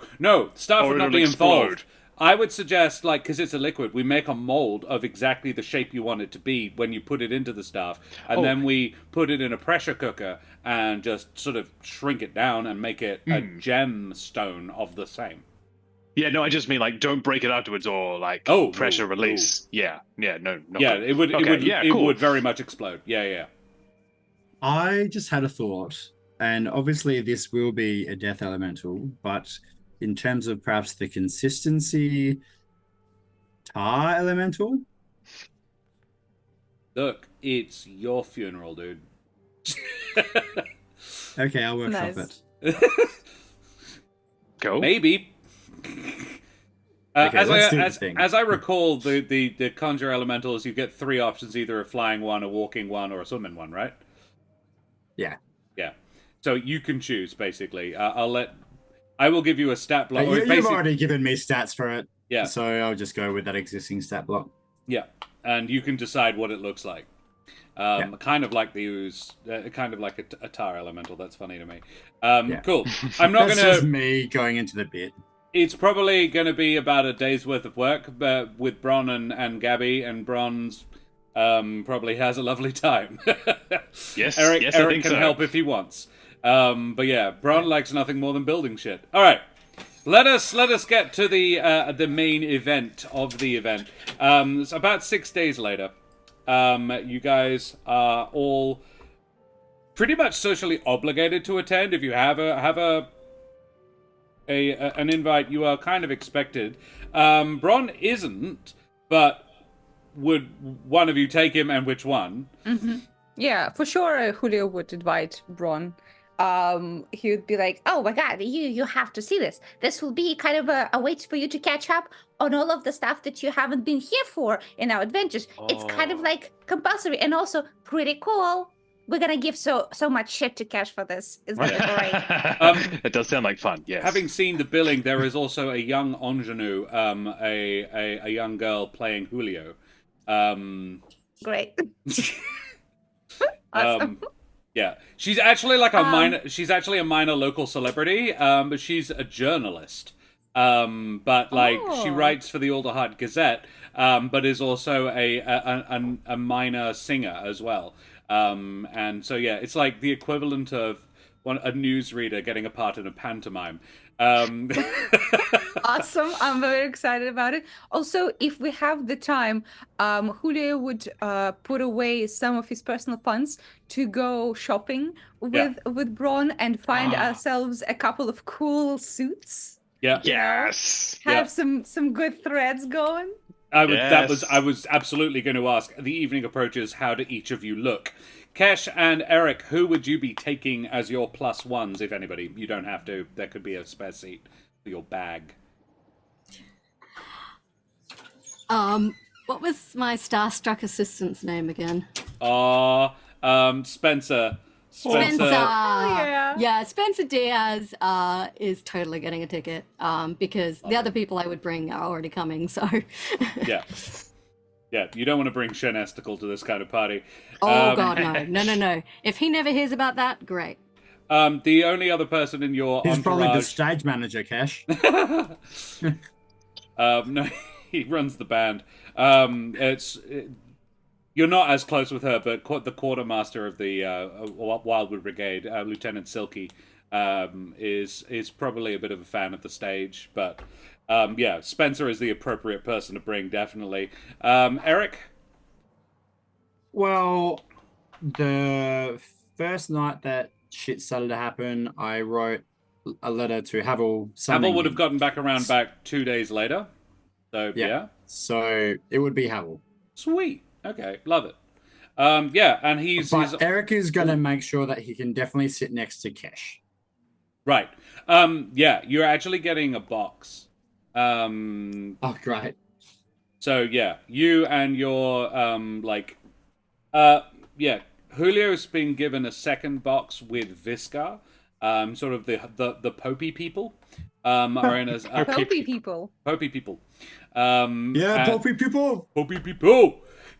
So yeah, Kesh, Spencer, Eric, and Havel will be in one box, and Julio, Bron, Viscar, and Viscar's lovely wife will be in the other box. However, yeah, Bron and Julio, you each buy fancy threads worth 10 gold pieces. I'll cover that on for sure. Julio's dime. And yeah, what do you look like? Well, I definitely know. So Julio would I'm willing to pay more for this, but I'll explain. So Julio will definitely get a cool suit of like light blue, some sparkle, and I'd say very like gender neutral, non-binary look with some like frills and like a flowy fit. Maybe those, very loose pants from like India, for example, like this like long, big, poofy pants. And he would splurge Harem pants? on. Is that what I'm thinking of? Harem pants? Maybe. I don't know the English names for things. I think harem I pants don't- is what you're describing. Yeah. Sort Harem of pants? Genie in Aladdin sort of thing. Sure, that sounds extremely racist, but I'll go with whatever the English word for that is. Harem Why pants. harem pants? Harem Something pants, extra harem. boho pants. Yeah. It is Sure. the Fisherman English pants. language, so it is probably It is probably inherently quite very racist. It probably fair. is incredibly That's racist. fair. Yeah. But anyway, another thing that I want to get is a new special occasion to pay.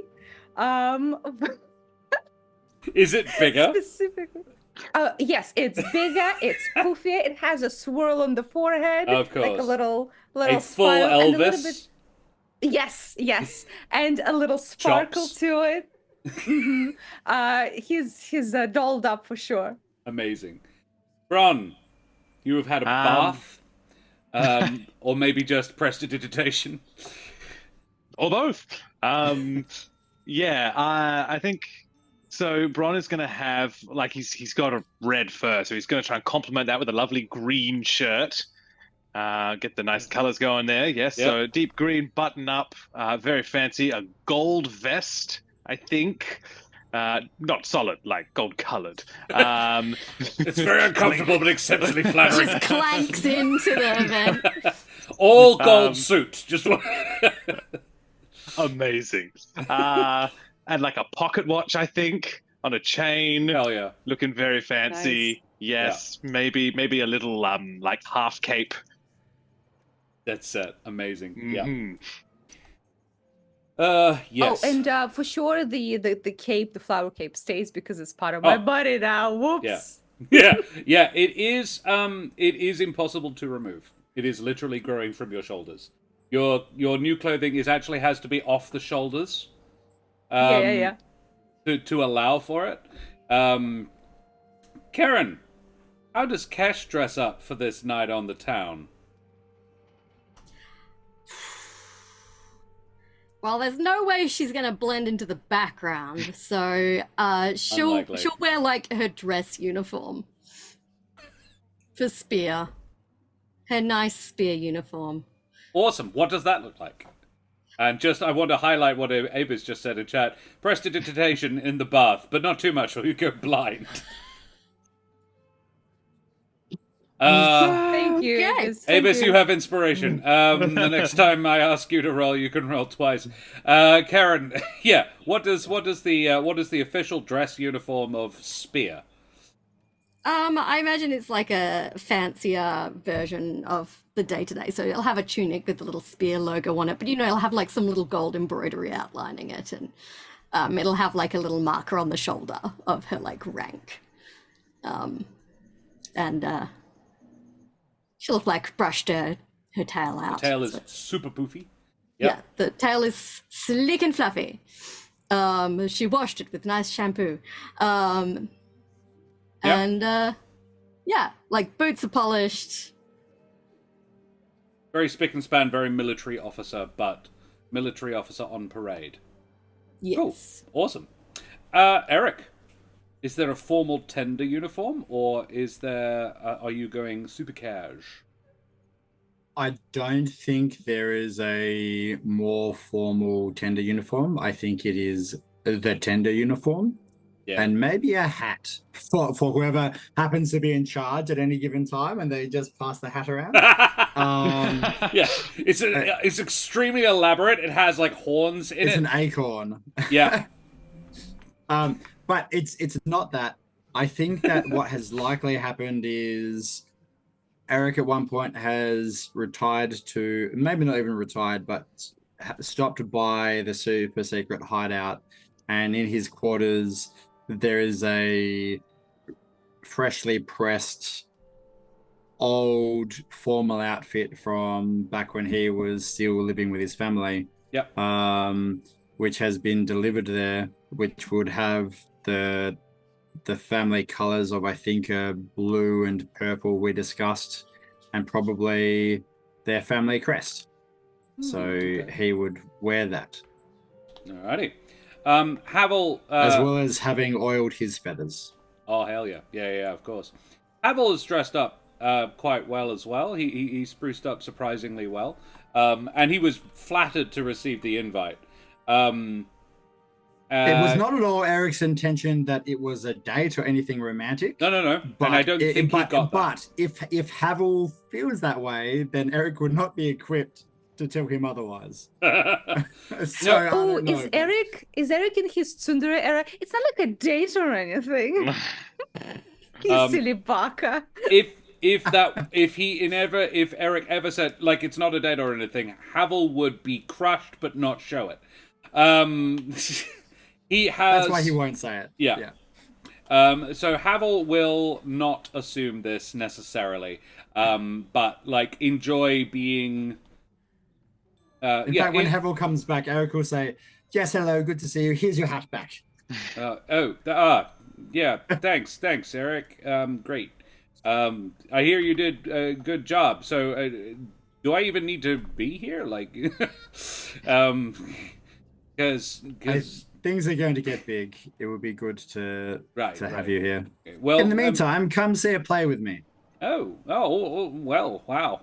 Oh, I did hear about that. Is that is this? Who knows? You might even feature in the ensemble. I hope not. That could be fun though. Is anyone featured in the show excited to be featured in the show? I'd be incredibly embarrassed. Oh, Julio is. I'm glad Julio is. Absolutely. Eric would never tell you, but this is a big name tenor that is representing him. So yeah. Mm-hmm. Cool. Alrighty. Well, then the evening approaches, and Havel meets you guys. You all head on in. Spencer is also in full dress uniform. He is now a first lieutenant. So it's and he is still in Wildwood Brigade colors as well, and apparently like proudly so. Like he has resisted any notion of Perch Guard sort of influence. But yeah, let us then transition to the new state. In fact, no, I think actually now would be a good time for a breaklet.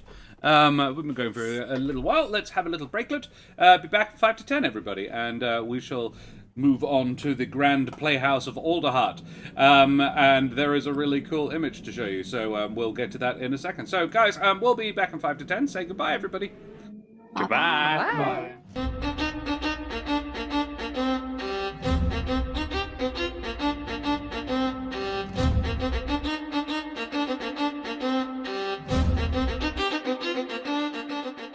Vast ahoy and g'day, mateys. We be back with some more Humblewood. Told you it'd be a quick one. And that is the scene that greets you all. That we have art. It's not from this, but I stole it from something else, and it's perfect. It's gorgeous, and I love it. So yes. The Grand Playhouse of Alderheart is an elegant building, exclusively grown from the branches of the tree. It is an airy space meticulously maintained by a cadre of tender-trained artisans. Everywhere one looks, there is a natural but intricate furnishings or flourish. Here you can see the staircase is all just sort of grown in, and elegant men and women exchanging witticisms or mutter in hushed excitement about this great new work, hailed by the author herself as her opus, while discreet servers maneuver plates of canapes and champagne between them. As you all enter, it's not quite a formal ball like Madame Glitterweave, and it's not that. But you are sort of, there is a raised entryway, and you sort of descend into the foyer slash. It's not a ballroom per se, but it has that sort of vibe to it. There is a small band, but it's not a sort of a chamber orchestra. It's a band in the corner playing some music. You can see them in the picture there. And Pavoni is there. Pavoni Thousand Eyes, the lady of the hour herself. She is there in a fantastic dark blue. No, actually, she's not. Sorry, I apologize. She is wearing a very vibrant green dress that complements the many feathers in her gorgeous tail. She is in her element. Iari is there, as are Viscar and Privet. Looking very much out of his element, though in a new and not brilliantly fitting tailcoat. Though his wife, oddly enough, fits and looks the part surprisingly well, and appears to be coaching him. Bless. So you enter, and your presence is noted. There is perhaps a sort of a as Kesh enters, Pavoni herself says, the lady of the hour, Colonel Glitterweave, graces us with her presence. And there is a around the room. Kesh wonders if there's any, like, crazed slime that could burst in right at this moment and distract from her. Crazed slime completely Cash, you just fails. say the word and I will summon a death elemental. And Kesh considers it. do you have your staff with you, Eric? Yeah, I think I would Go nowhere without consider it. it almost like a badge of office at this point. Yeah, fair enough. Are all Kesh of you would've bought- armed? Kesh would have bought her bow because she imagines it's about to be featured in a dramatic reenactment of her life. Yep. And people will probably want to see the bloody thing, so... Spencer offers to carry it for you. He's like, "Oh, Major, you shouldn't be carrying it around, but I understand why you bought it. I can lug it if you like. I can be sort of your porter." Oh. Sure. And Spencer is given the bow to lug around. I imagine Bron is never not armed. Like, he just one press of the button and the armor is out, sort of thing. That's it. So he's got the thing there, but it's not armor right now. Yeah. Yeah. It's just a strap across his chest, probably under his fancy clothes. Yeah, not on top of. Yeah. Yeah. Julio, would you be armed? Well, certainly without the armor and without the bow or anything like ranged, but I think you'd have his dagger and rapier almost like as decoration on his belt. Most men certainly in here are armed with at least an ornamental weapon. Yep, you would doubt many of these people know how to use said swords, and it would be sort of an heirloom rapier. It's fancy shit, not necessarily good shit. Though, probably both, to be honest. It's a waste on them, but probably both. You're looking at a room full of +1 daggers sort of thing. Nice. I will say Julio is like the only important thing other than his cloak and his rapier and dagger would be the stash of snacks he has in his bosom for the show. He stashed it in. He is rocking some boobs today. Rocking a bit of cleavage. Just a slight boobage. There's a lot of like ruffles on the front of this periwinkle coat. So a few like snacks and like fried nuts and something are in there, like tucked in for him and Bron to enjoy. I'd imagine he would also during the performance, extend some of those to Viscar and his wife. Yeah, no one else has popcorn, but Julio, not even holding it with his other hand, just reaching into his bosom. And would you like some? Give like little. Yeah, please reach in. They all reach around into the boobs. Yeah. Okay, so Viscar and Bron give Julio a reach around, and yes, shortly after Kesh enters, she is approached by a genteel-looking Gallus man. Cornelius Rosewater, Colonel, a pleasure, gentleman and naturalist, and he is a done-up, full, tailcoat with a doublet, and top hat and cane, and a rooster. Does he have a monocle? He does indeed have a monocle. Yes, he says, it is an absolute pleasure to be welcoming you here this evening. I am extremely excited to see the tales of your exploits portrayed upon the stage. Though one should be aware, I have been to more than one Pavoni Thousand Eyes performance, and there's always something a little extraordinary about the event. So I don't know if you're a lover of the stage, but brace yourself. Oh, I am braced, sir. And as you should be, Colonel, as you should be. Well, I shall not detain you. I'm sure you have many other fancy people to be discussing things with this evening. And he bows to Spencer, who Spencer has been working on his fancy bow, and Spencer does so in return, and yes. Jonathan, I imagine. You mean Jonathan. I've typed for the voice. Think Fudge. Yes, Cornelius Fudge. But not the way he's played in the films. The way Stephen Fry plays him in the books.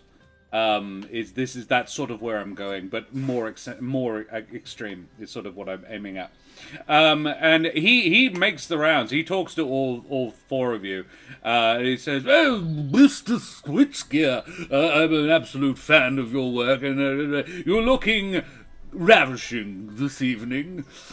Oh, thank you. Want some nuts? Oh, goodness, very kind.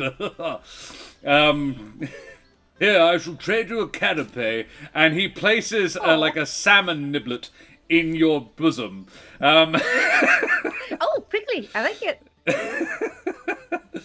And I'm afraid I have not had the pleasure. As he turns to Bron. Oh, of course. This is my esteemed friend from Espinora, Sir Bron Hydecraft. Oh! He's an inventor and an adventurer. Inventor and adventurer. An absolute pleasure, sir. Pleasure indeed. Any acquaintance, any friend of Julio Switchgear is, of course, a pleasant acquaintance of mine. Yes, Julio has that effect on many people. Yes, I'm sure he does. Says with nuts like crumbs all over his face from motorboating for snacks. Yeah, and look, Eric, we can if you like. We can if you No. like. What I will Brendan say seems to have is- things he wants to do. No, it's not that. But I Eric is probably the one person who has been trained in this, but Yeah. at the time that he was being trained in it, he was incredibly reluctant.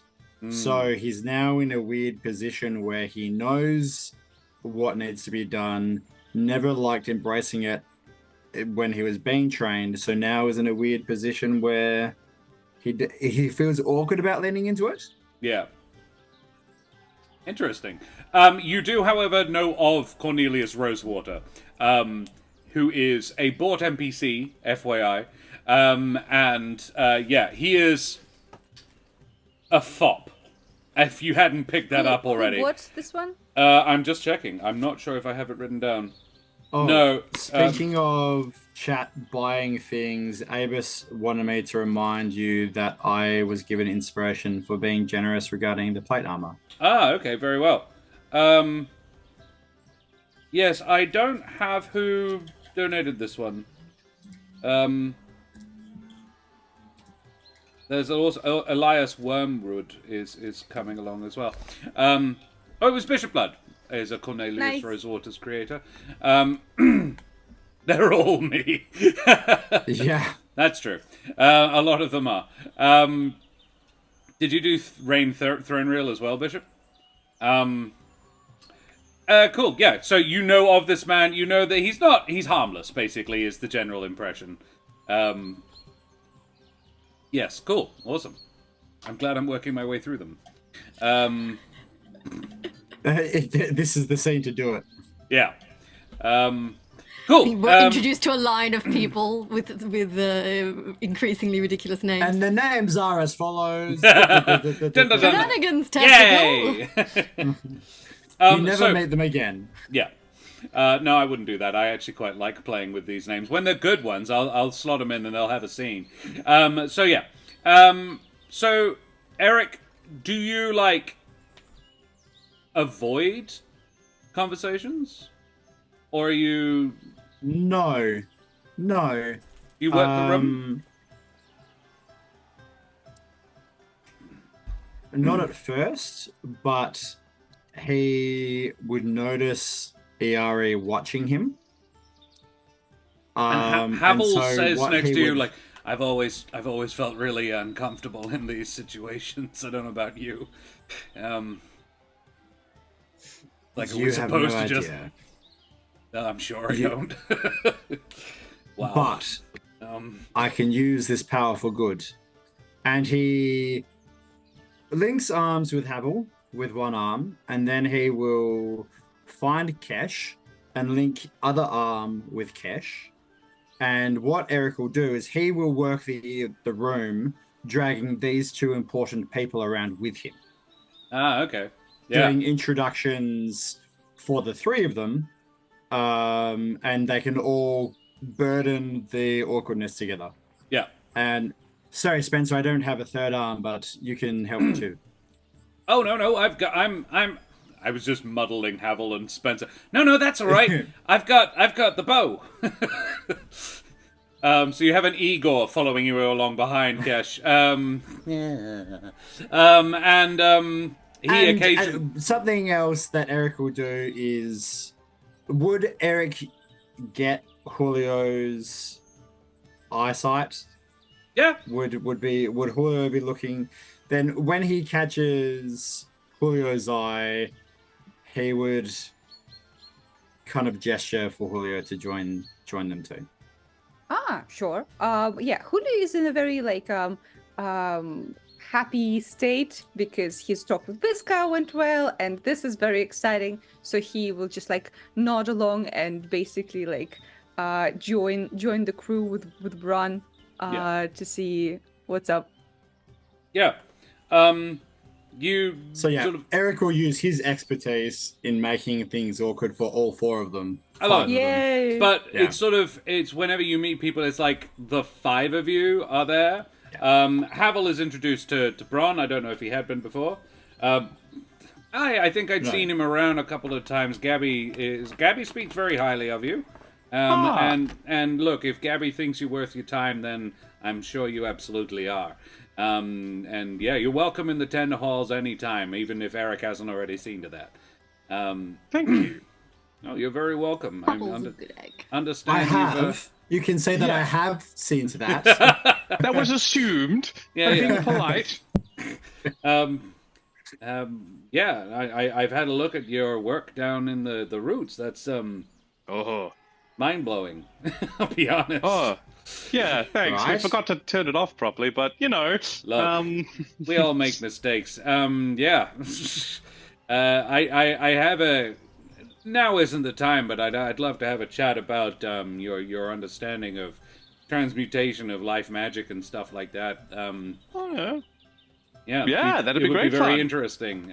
It's something I not super well versed in, but it's sort of a hobby.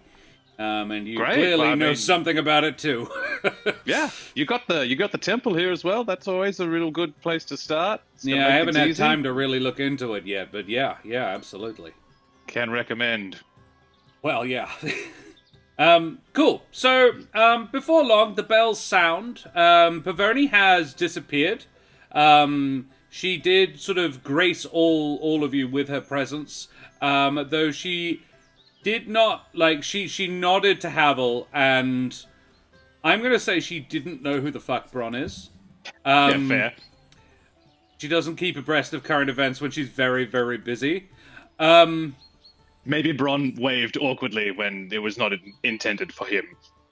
I love it. Oh. She waves too, but in the manner of a starlet who's like, who the fuck is that? Yes. Is it me? He must be. I'm important. And Oh, Eric. hello. Can you make me an insight check? I love it when you ask for that unprompted. Oh, yes, a million. 24. Oh, wow. Okay, 24. Yeah.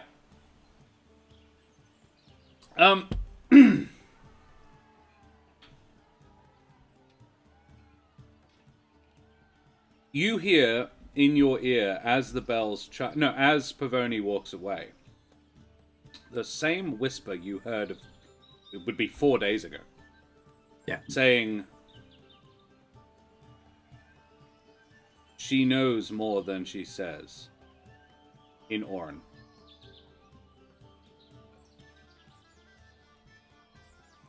I'm not going to say anything, but I'm going to make note of that. And I had been more or less relaxed as I could have been given the circumstances. Now I'm going to be very aware of my surroundings once more. Yeah. Yeah. Your passive perception is very high. There is no... I mean, there are plenty of potential threats, but no visible, acknowledged threats that you can see. It's more sort of social threats than physical danger. Yeah. Cool. Shortly afterwards, the bells sound and you are ushered to your seats. The box on the first floor, stage right, has been set aside for Kesh and Eric, and the second one for Julio and Visca. Iari is in the box on stage left, across from Kesh and Eric, along with Privet and his wife, who has a name, and I simply do not recall what it is. I feel bad, but there are literally hundreds of characters in this world at this point. So, the lights dim, and somehow, having done a seamless quick change, Pavoni Thousand Eyes, clad in a shimmering dress the color of midnight, mounts the conductor's podium, and the voices in the room still. She raises her baton and fans her famous tail. All Thousand Eyes stare for a moment, and then the orchestra commences. The overture is a stirring blend of strings and horns, kettle drums, and occasionally the orchestra's wizard casts Thunderwave. Then the curtain draws, and we see Kesh, or rather, an attractive young Mapatch woman dressed very much in the manner of a baker, but clearly intending to pretend to be Kesh for the next 3.5 hours. She works. I'll lean over to Eric and be like, "When was I a baker?"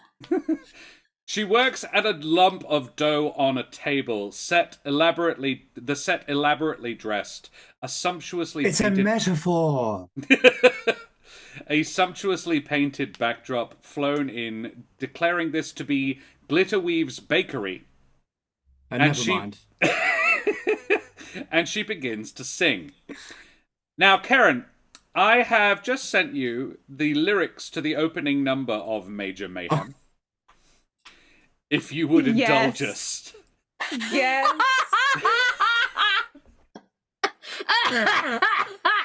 Griselda I'm Maybuck. so glad bad. I did not look at them in advance. It would have ruined that moment for me. Okay. Griselda Maybuck does a very passable Kesh Glitterweave impression. So yeah, if you would do the honors, Karen.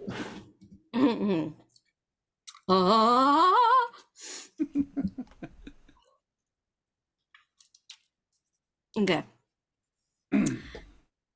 Let's get down to business. Now the day's begun. Did they send me French loaves when I asked for buns? You're the saddest lunch I ever met, but you can bet before we're through. Sandwich, I'll make a meal out of you. I missed the last note. Beautiful. Sorry. Out of you, Beautiful. it goes down. It's a Out of you. There we go. yeah, Out of amazing. you. Karen, you have inspiration.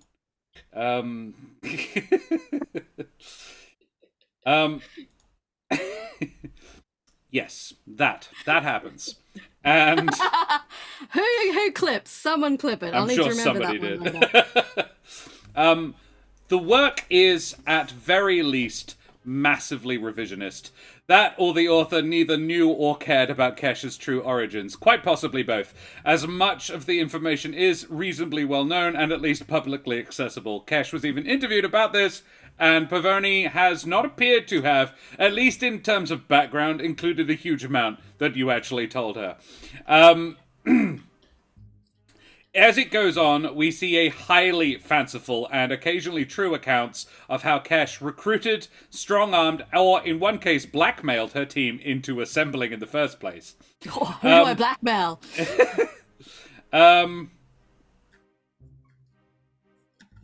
Can you please all roll me perception checks? Ooh. Kesh and Eric, as you two are in the box together, would have advantage. Excellent. Oh. A casual 23. I'm Casual enraptured. 23. I pay attention. I had 6. Casual 21. Braun is 27. transfixed. 27, Nice. and Kesh gets a 21. I'm going to Braun say is all... hungry. Braun's being constantly fed from Julio's bra. Yeah, you are learning. You are hungry for knowledge, and you didn't know. There is so much about Kesh that you didn't know. You are learning so much true. about All how true. she recruited Eric and everybody. Yeah. Oh, can Julio sagely nod every time to make sure that Braun thinks that it's all Yeah. correct? Yeah. Oh, yes. They really got the detail of her making buns. Yes. Oh, man. Yeah. During a battle with a particularly pernicious elemental that none of you recall ever facing, you notice. All three of you notice Eric. All three of you notice that Pavoni is looking straight at the box where Kesh and Eric are sitting. Eric,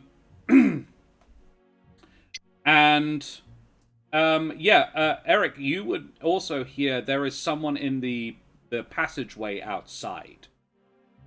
Like behind the box. Like that's how you get in. You don't climb stairs or anything. There's a corridor. Do I get the impression that what is representing this elemental? Does the elemental seem real? No, it is. Have you seen Cardboard? No, not quite. Have you seen? Did you see Sterling Players Return to the Forbidden Planet? Yeah. John I was in did. it. Starring Yeah. Jonathan Best. You remember Yeah. You remember when the monster attacked?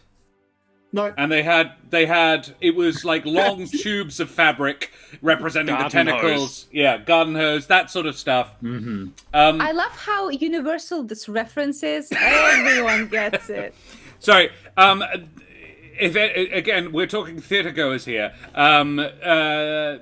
You wouldn't get it. More like I wouldn't get it. Yeah, I wasn't in Perth watching John perform on stage. I'm sorry, Yeah. guys. like 8 years ago. 15 Yeah. 10 years ago. 15. No. Surely not. No. It's something like that. It was when we were living Over together. 10. Yeah, over 10. All right. No, we don't need to do that. Yeah. Would have been about 2011, I think. 11 or 12. Yeah. Ooh, All right. focus, Yeah. Look, focus. 12 years It's ago. 2024, Josh. Thank you. I don't need to be reminded of that. So yeah, Little Shop of Horrors. You know the giant moving, not praying mantis, the Venus flytrap. The tendrils. Audrey. That essentially. So very much, it is clearly not a real thing, but it's a very impressive animatronic sort of thing. Somebody is in it, like a big Muppet. Like operating it like Big Bird sort of thing. Yeah. Mm-hmm. It is not an elemental. Okay. Can I see the hallway from here if I turn around? There are curtains, red velvet curtains. But yes, if you wanted to, you could look out. Yes, I do. I want to Draw the curtains and I'll have just a say peek. excuse me. Yes. So you get up, turn, and stick your head into the hallway. Yeah, you. Yeah, as like inconspicuously as I can. I don't want to interrupt anything in case it's nothing, but people need to Like, be. because Yeah. I've noticed the noise and stuff, I will notice Eric doing this, and I'll kind of like I'll like just be doing that. Yeah. Eric, on the far side, a little bit like, whoa, like they were just about to come in, is a Corvan man in the garb of one of the people who works in the theater, an usher. There we go, that's the word. He is holding a plate of, like a tray of champagne flutes. 4 of them, presumably for you guys. mm-hmm. I'll say to him, "Thank you," and I'll grab the tray. And he was what, whoa, and then nods and hands it over to you. Mm-hmm. Yeah. Yep. I'll take it back into the booth and I will put the tray down on the ground and take back my seat. Okay. With a 27, you hear him walking away. Okay. The next part. Eric would be particularly enjoying this next bit. Do you drink the beverages? No, I very specifically put them down on the ground. Okay. Rain Thronereel is performing Eric's lament, wailing over the loss of a woman Eric is pretty sure he didn't meet at his cousin's wedding. To which Julio was apparently invited and enjoyed tremendously. When through the curtain, a blade flashes. A blade of shining darkness. Kesh, can you please make me a dexterity save? What? I was just enjoying the wedding on screen. Am I about to be Abraham Lincoln? 21, bitches, 21. not today! Kesh, you do in fact dodge out of the way of this blade. There is a black feathered arm holding onto it. What do you do?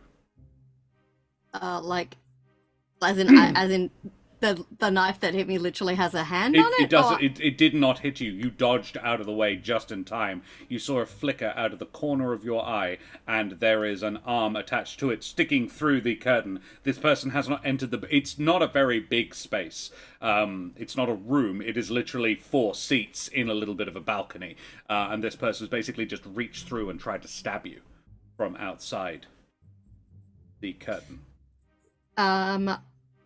I will try to lunge. Like, this isn't on the stage, right? This is... No. You are up 1 floor and sort of to the right of the stage.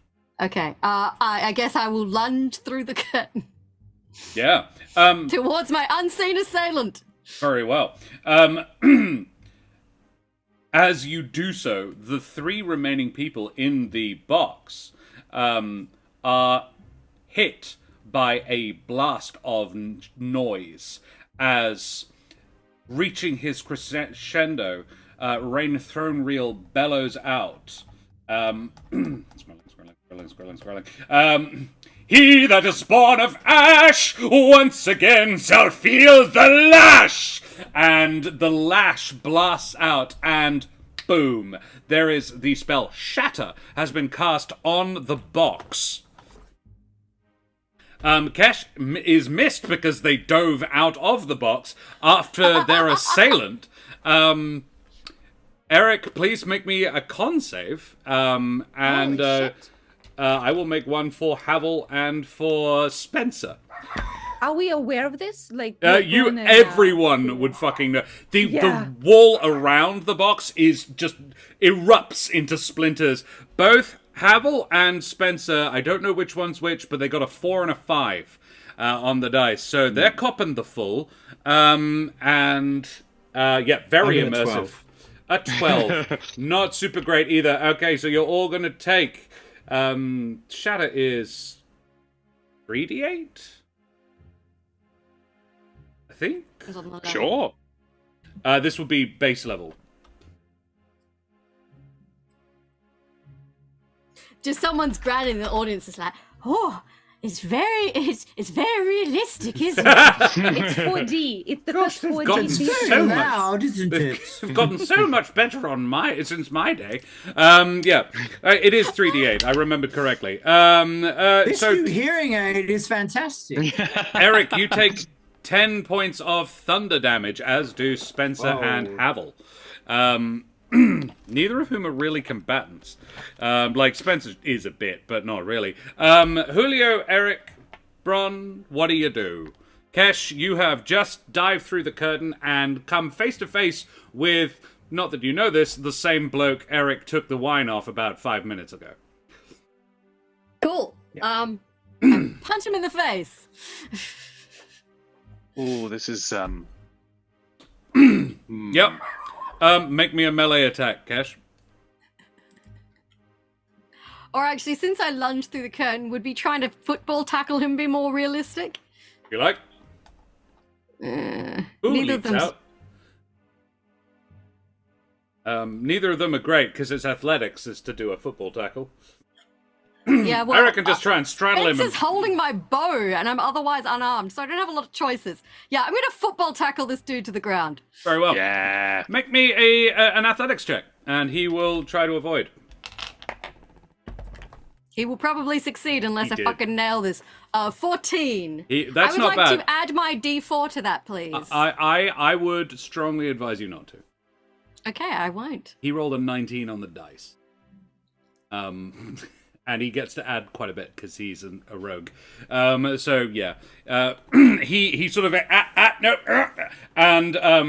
you wind up squaring off against him. Eric, do you have anything you would like to do? Basically, Yeah. you guys all get an action before we roll initiative, basically, because they've taken theirs already.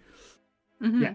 Yeah, I mean, Cash lunging out the curtain wouldn't have been subtle, so Nope. I'm Neither was going exploding. to, yeah, I'm going to grab Spencer and Havel and pull them through the curtains after her.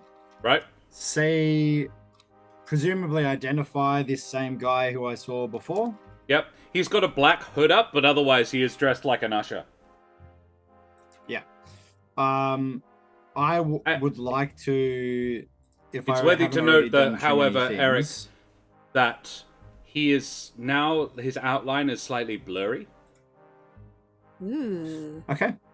I would like to cast Thorn Whip with the intent of entangling him or like starting to tie him. Please do. That is an attack roll, presumably. Is it ranged? It is. You would is be ranged. you would be in a 5-foot wide corridor. It's not a huge place. Yeah. And 11 Well, I does not. rolled an 11, so 11 with does not hit. disadvantage. No. He is. Yeah. He's sort of like he dodges underneath. He is preternaturally fast. Julio, Bron. How far are we from the stage, from the guy who cast Shatter? I suppose I should read this bit before I ask you two what you do, because the explosion changes everything. Rain, whose voice shakes the theater, casts shatter at you from the stage. The audience is startled, and some scream, turning the ground floor into a churning mass of people almost immediately. Meanwhile, the orchestra has oddly not let up, though the tempo of the tune has fucking changed. Professionals, that's why. A maelstrom of energy is whipping around Pavoni. Her baton is moving madly, while her dress remains utterly still as she begins to sing something unearthly. The air itself above the pit seeming to coalesce into something. It comes, my master. The orchestra are playing with the fury of zealots, all apparently just eyes fixed. None of them are reading music. Their eyes are all fixed on Pavoni. Her tail is up, and all 1,000 eyes are just watching. And there is this swirling wind around her that does not seem to ruffle her feathers, but the curtains of the stage are being fluttered. There's, sheet music is going flying, but no one is stopping. Julio, Bron, you have an action before, Yeah. So, how many of the instruments are metal? Mostly, there are a few. Yeah. And does the music seem to be integral to this kind of goings on? Make me an Arcana check. Good idea. I love where this is going. Damn it! Oh, it's 10. It's probably a solid bet. But she is the instigator. Mm-hmm. Look, it's a free thing before sure, why not? I'm gonna cast heat metal on as many of the orchestra as I can. It's a fair amount of violins, cellos, woodwinds, but there would be a brass section. Amazing. Depending on how the instruments are constructed, most, if not all of them, will have metal components. Absolutely. But probably, I don't think a burning fret on a violin would necessarily be enough to stop the player. How many objects can you cast it on simultaneously? It doesn't. It says choose a manufactured metal object, which you can make I the might have to pick trombonist one. drop his and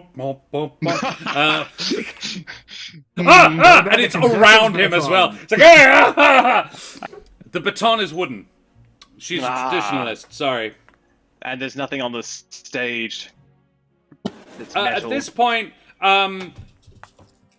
Rain Throne Reel is wielding the Shadow Malt family sword.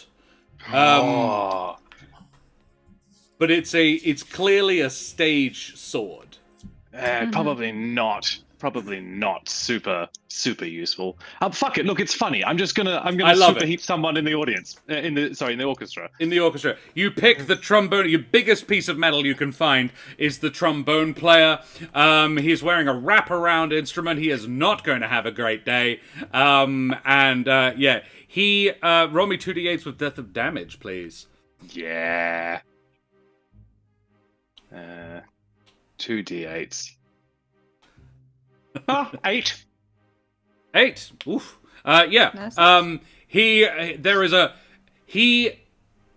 does not appear to register. He does. Well, he appears to register, but he doesn't stop. He is, and you can see panic in his eyes. I can't stop. His eyes do not shift from Pavoni, but he does not appear to be able to stop. I hope they weren't an innocent bystander, but it's too late now. It was funny. Julio. Okay, so I'm envisioning our little boxes being pretty far up. So Julio just jumps off of the box towards the stage to try and get in front of Pavoni because if she's casting anything, she wants to be a nuisance. He wants to interfere. So I don't think I get an attack unless you give me a jumping dagger attack. But I just want to be there at least. Absolutely. Yeah, you can absolutely do that. It would take your movement. It would take everything to get there. But you are, Okay, I no will problem. say, right in front of Pavoni Thousand Eyes. And can you please roll me initiative? While I'm in front of Pavoni, can I see, is she like next to her, is she possessed or is she like fully aware of her She surroundings? is surrounded by a swirling maelstrom of power that seems almost difficult to penetrate. Like it is pushing you back.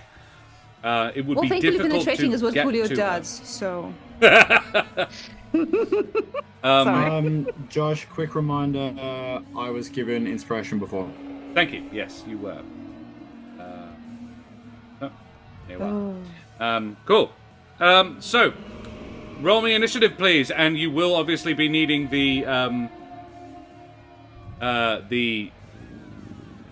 map, the D&D Beyond. How do How I good get is this how do I have- soundtrack, which I can currently hear and have always been able to hear? Yeah, we fixed it. Yay!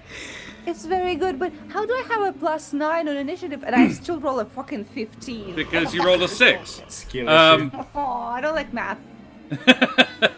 Karen got a 9. Yeah. Cash gets a 9. 9 for Cash. Julio gets a 15. Eric got a 19. Got a 19. And Oh, Bron... I rolled an 11, but it didn't. An 11. Oh, yes, it did. Okay, It did Bron. pop up there. Yeah. Yeah, there it is. Bron gets an 11, and Julio gets a 15. Alrighty, so my combatants rolled surprisingly well for this. Pavoni got a straight 20. Wow. The thing that she's summoning got a 19. Rain got a 17. The assassin also got a 17. And fun story, the percussionist got a 14. Good. Let them burn.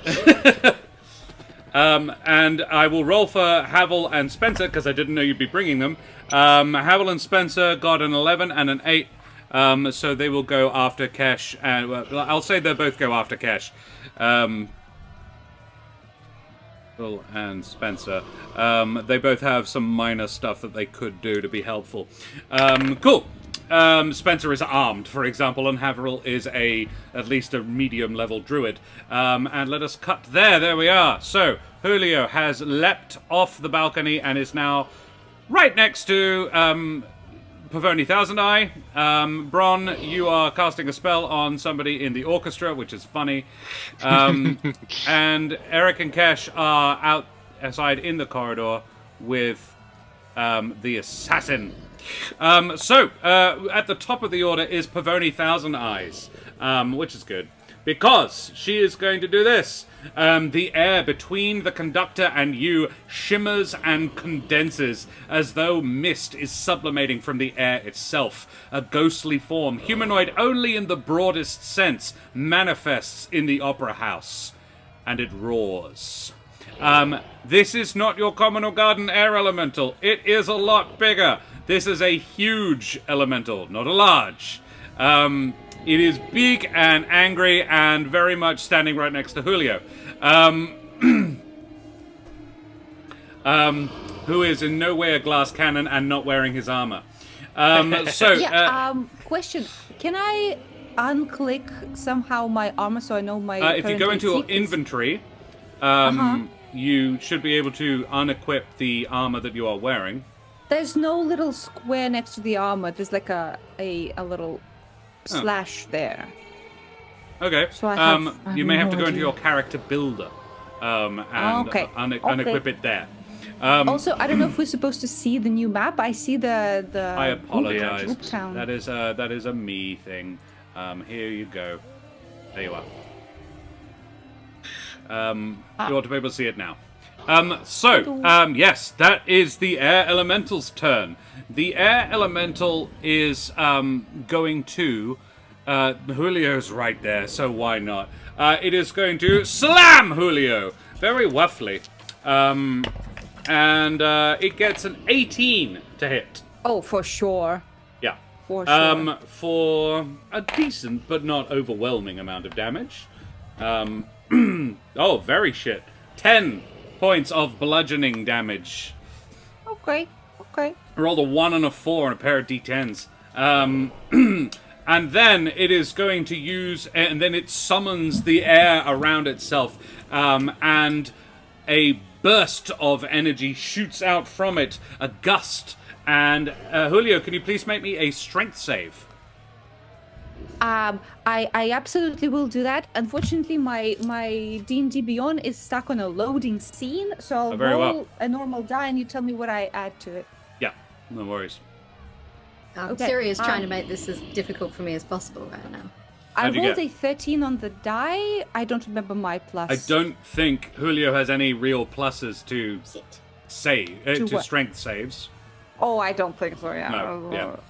I think I have a +1 from my cloak, but that's it. That's true. I have a cloak of protection. Yeah. In which case, you take some damage. That's a bit Yippee. better. It's not much better, but it's a bit better. That's 11, 16 points of bludgeoning damage, and is flung 20 feet away from the elemental. Oh my god. Thrown very roughly through some of the orchestra who never cease playing. Because they're fucking professionals. And do not appear to be aware of what's going on. Like, they are fiercely aware but can't look away from Pavoni. They're gig workers. If they lose this, Yeah. then they're not going to get any other. They stop employment. playing, they don't get paid. They And- are We gotta respect committed. the hustle, guys. Come on. Julio, you take a further 10 points of bludgeoning damage from being thrown across the room. Oh my! I like 36 damage in one fucking turn. Jesus Christ! Then it's the assassin's turn. Whee! Actually, no, I apologize. It's Rain's turn. Sorry, it's Eric's. What am I talking about? It's Eric's turn. Hey, Eric, what do you do? So we're in a pretty narrow hallway. It is a at the moment, 10-foot is that wide correct? corridor, yeah. Okay. So if I was to summon a 5-foot diameter sphere of, let's say, fire behind the assassin would have a hard time getting past that, correct? Yeah, probably. Great, I do that. I Love it. Flaming I sphere. summon a flaming sphere behind this assassin. Do you position yourself so you're next to Kesh so it would have to run through the flaming sphere to get away from both of you? Or do you want to be one on either side of it? Because currently you're one on either side of him.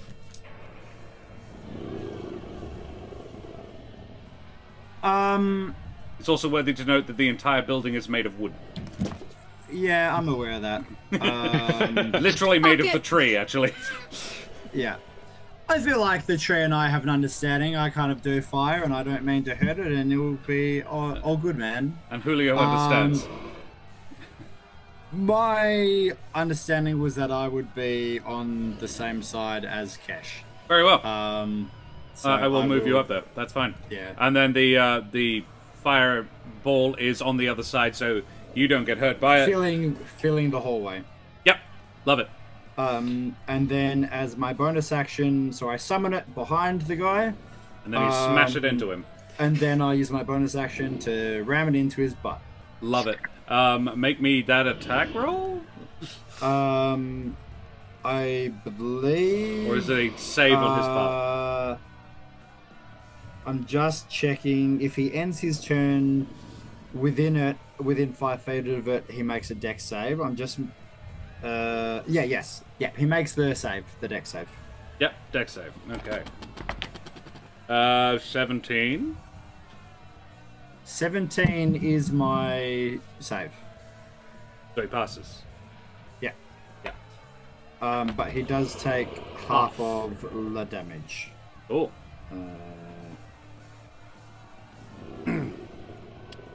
4, so 2. Oh, shit. But Oh, that's rough. look, the main reason of doing that was to stop him from trying to run away. Yep.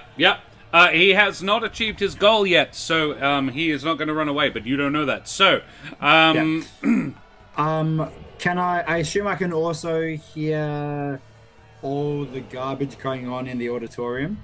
yeah, there is definitely something bigger in there than there was 6 seconds ago. Okay. Yeah, great. Like, there's a roaring noise, like a swirling, windy roaring noise, but it's definitely a thing. It's like no elemental you've ever heard, but you've heard enough elementals. Yeah. Like, Okay. that wasn't in there before. Kesh, I'm just around the corner, but you've got this. I believe in you. And I want to go back into the booth. So that You I go back can into the get- booth. I just want to get a view of what is going on here. Very well. You do that. You go back into the booth. I'll just shove you back in there.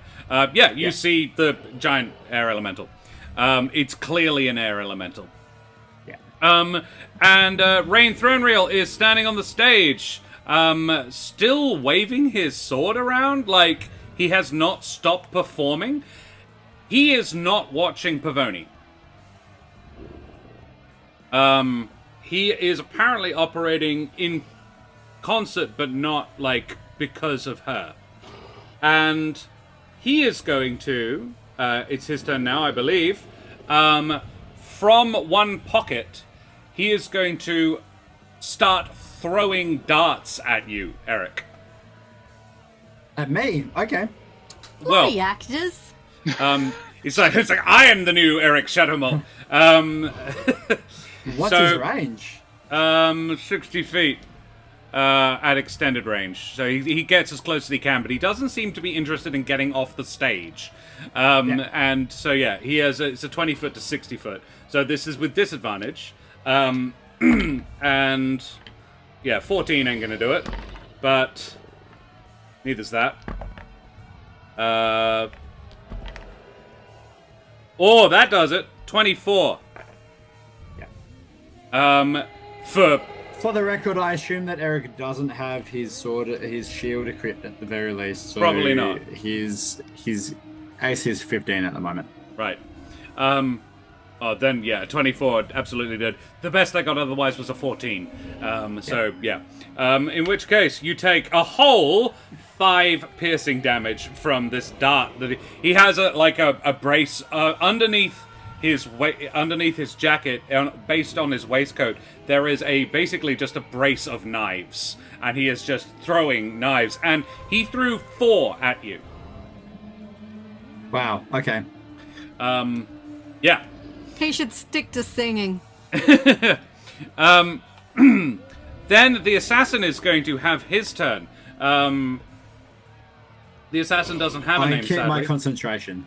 Yeah.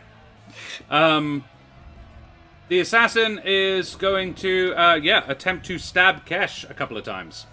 I'm just going to roll So both can of I them. ask just quickly, has this happened after Bron gave me the new armor? Yes, absolutely. Okay, cool. So, Kesh, a 16 is probably going to miss. Because Just, yes. your formal outfit does contain would-be armored. However, a 24. Yeah, that's gonna hit. Spiny shield, bitch! A good idea. Yeah, roll me that 1d8. This is not a lot. Oh, fuck me again. Oh, I rolled a 1! Don't worry, One! I also rolled a 1. So you take 4 piercing damage, which he takes Yay. 1 of. It's like, You take three damage rather, and he takes 1 of it. Ow! However, Jerk! he did manage to hit you. So, Uh-oh. Kesh, can you please? Oh, he also. What am I talking about? He also gets sneak attack, because he's a rogue. Did he have advantage on that attack, or does he get it from something else? It's a different kind of thing. He's Okay. not a character. He's an NPC. The assassin deals an extra 3d6 damage when they hit a target with a weapon attack. Oh no, I apologize. You are right. It is just sneak attack, so he would have to have had advantage on the roll, which he did not. You are correct. Doesn't matter though. Can you please make me a con save? oh. I love poison. 6. No. Very well. Then you will also lose 1 HP and 1 max HP.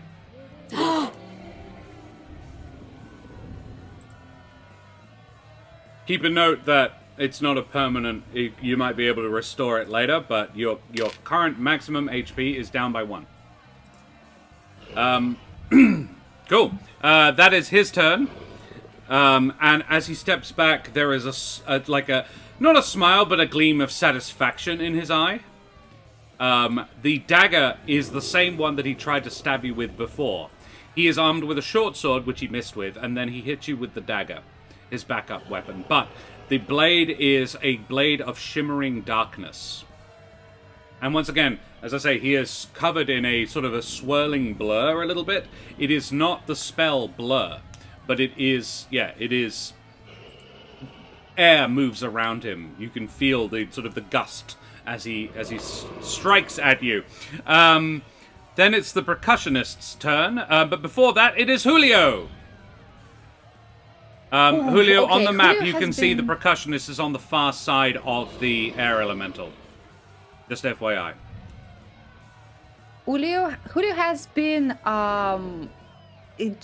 his health got halved in one turn, which is not great for Julio. And he was thrown off of the stage. My primary objective right now is to stop Pavoni, whatever the fuck she's doing. I don't know if the elemental will die if she stops singing. I don't know, but I'm gonna give it a try. I'm gonna do my best. So I'm gonna get close to her again. Yep. I'll be like, here we wanna go. And, So you run up on the far side of her, sort of thing? So you're not near the elemental this time around? Yes, I Yep. would like to do that for sure. I did not enjoy being next to the elemental. Oh, weird. Yeah, and I'm gonna try and shank. I'm having trouble with D&D Beyond still. That's okay. So I'm just gonna. Just roll your physical dice. We know you add lots. Yeah, okay. But yeah. It's a 10 on the die with my plus something. And It you are. loaded in. Plus 8, so 18. 18 to attack Pavoni Thousand Eyes. Is a hit. Yes. Okay, sweet. So I can finally roll in D&D Beyond for my damage. So I'm gonna do a Slad Slayer first. Ooh, max damage on the rapier plus tasty. sneak. Yep. Okay, so that's 27 damage Fuck. on the first attack. Pretty good. Wow. Yeah. I like that. Looking about half health. Yeah. And does this does it do anything to her progression in her singing at all? No. No, shit. Okay, then I'm gonna try and She notices it, attack. but she's absolutely aware that you just ran her through, essentially. Indeed, I'm gonna- it is like she isn't really even in control anymore. Yeah, Your blade yeah. went like right into her torso. The singing is now, there is a wheezing air coming out of her lung. You pierced a lung and it does not seem to have stopped her. Yeah, okay. 23 and hits. a second attack, 23. And to be clear, I would like, I don't know if this is possible, but I would like to go non-lethal to, like, so we can question them later, what the fuck. Right, yeah. Yeah, but... Yeah. this Bash one her is around just the a, head. Yep. a tiny little 7 radiant. A little 7 more radiant. Just a little love tap. Just a little boop. Bop. Love it. Okay. That's my Radiant. bonus action. I'm gonna say it's bludgeoning, but it doesn't really matter. Oh, Like yeah, if you're trying to do non-lethal, if it's radiant, you're killing her. Yeah. Cool. You do that.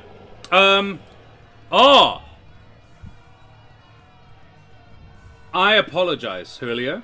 Huh? What? Huh? Your first attack didn't hit. It didn't? Because mage armor, because she has the spell shield. She shields it. But your second one at 23 absolutely did hit. So I will transfer the 15 damage to the Okay. variable dagger smack. I apologize. Okay. That was me. That was my bad. It's still problem. 22 So, is still 22. a decent amount of damage. Yeah. Okay, but good to know that on this round, her AC is higher. It's now 20. I will tell you because I fucked up. No problem. That's my turn. Cool. Yeah. Excellent. I love it. It is the percussionist's turn. The percussionist is going to. Bear with me just a second. I'm pretty sure what I wrote before is going to hold true, given the situation. I'm just checking the range and the radius. 150 feet, 20-foot radius sphere. Yeah, cool. Eric and Bron, please make me dexterity saves. Just checking, is this the guy who had his instrument set No, to be no. very hot? So you know how one of there was a wizard in the orchestra who was casting Thunderwave in the manner of the cannons in, I forget the name. Karen would know.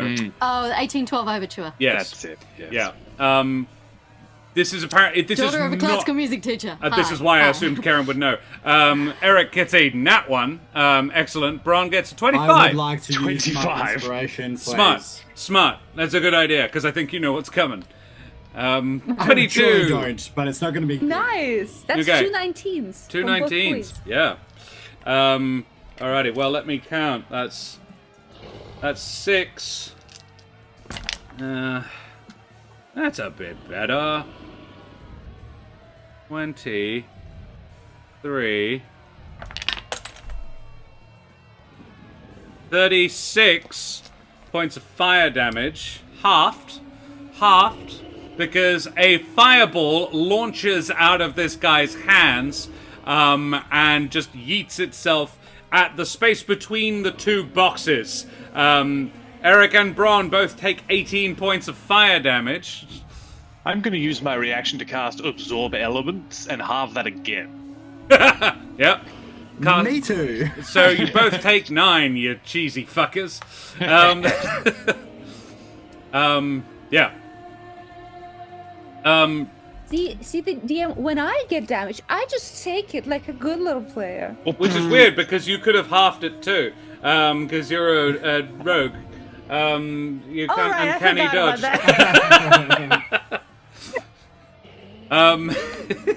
Certainly the smash. I don't know about dodging the whirlwind thing, but yeah.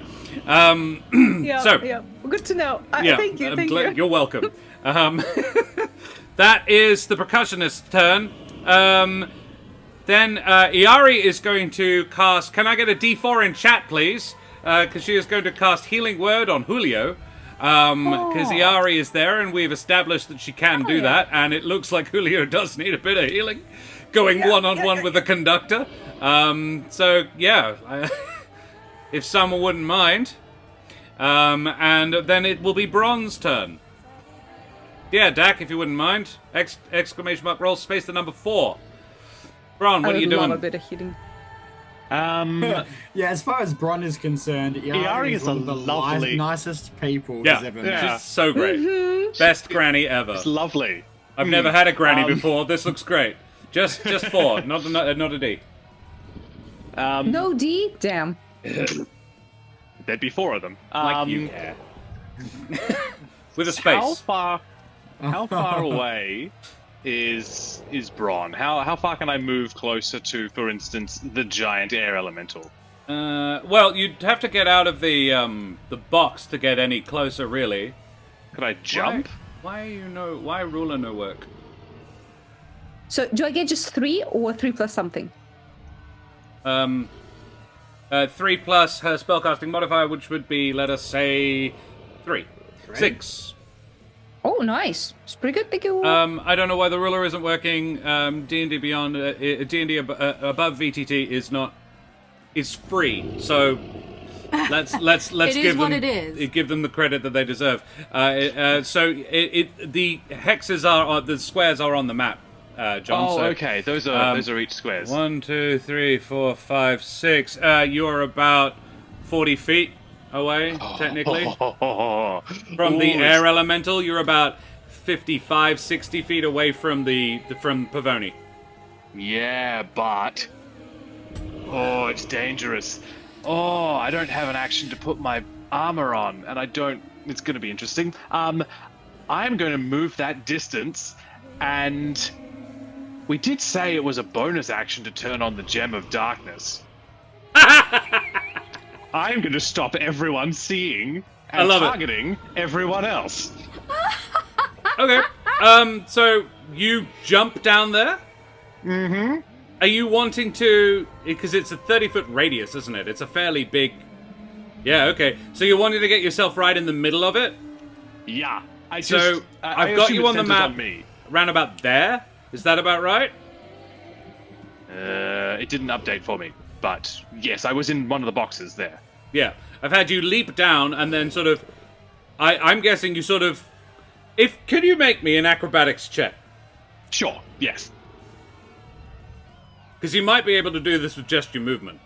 If you can do an acrobatics check to leap from box to box and then throw yourself athletically down. We lost him? Oh, no. There you are. I got a 16. A 16. Yeah. So I'm imagining what you do is you sort of leap into the box next to Eric, run along the balcony, run along the balustrade, and then jump down into the orchestra pit, basically, directly. And yeah, land right next to the air elemental, and then boop, and turn darkness on. And now Josh goes and checks how many things can see in the dark. Definitely most of the things that are there can't. I'm just checking about the air elemental. Good. Wait, am I again in the fucking darkness?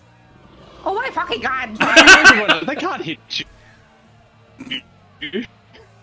Maybe? Have a circle. Nice. I grow anymore with things like fireball. Am I so allowed? you're welcome. I think you'll find Thank that you, you're fireball very helpful. doesn't need to be able to save people. It really doesn't. To launch. Are you going to target an area? That's true. I can't remember what it says, but if the spells need to say specifically something you can see.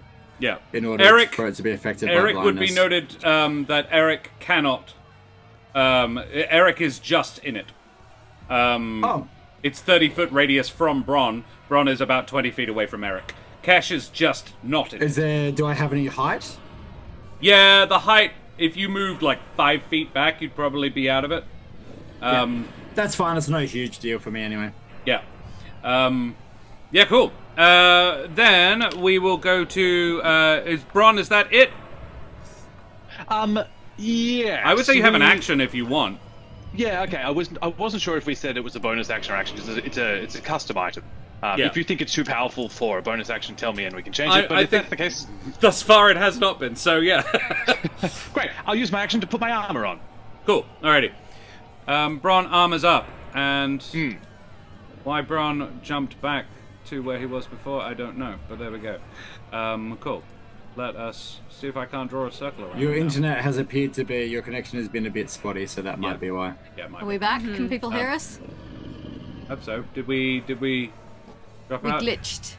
Apologies, everybody. Yes. My computer is working very hard, and the internet is Australian.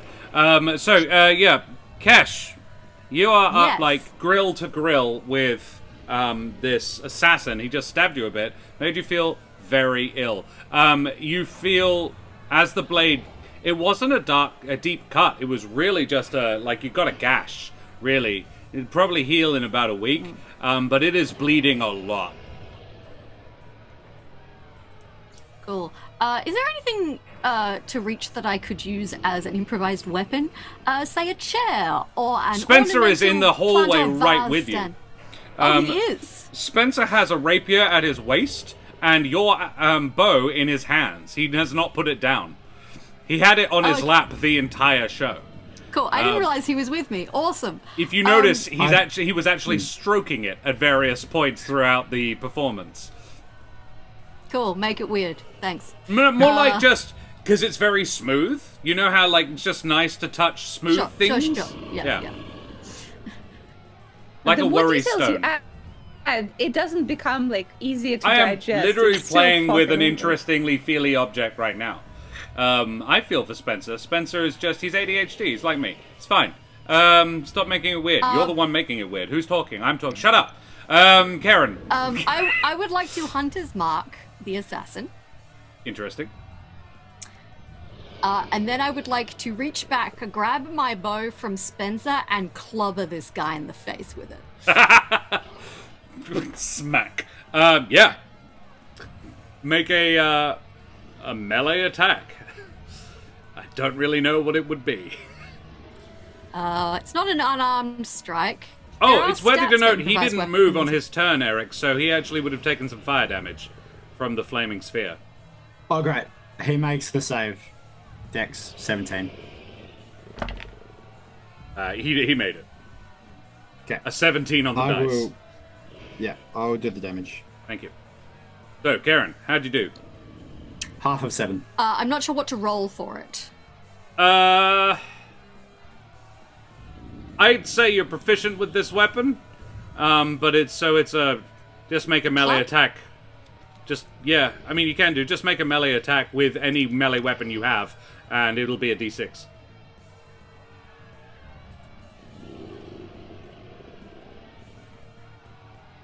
Okay. I'll just use my short sword then. Yeah, I mean I won't, but yeah. Oof, that is a 1 that's a solid miss there, I'm afraid. for a grand total of fucking 10. Yeah, you do have Would a this be second a good time attack. to burn that inspiration? I wouldn't, not to fix that. Yeah, don't use... No. Okay. I would I'll swing strongly and miss endorse and then swing again. shooting him, even in melee. You're better than this.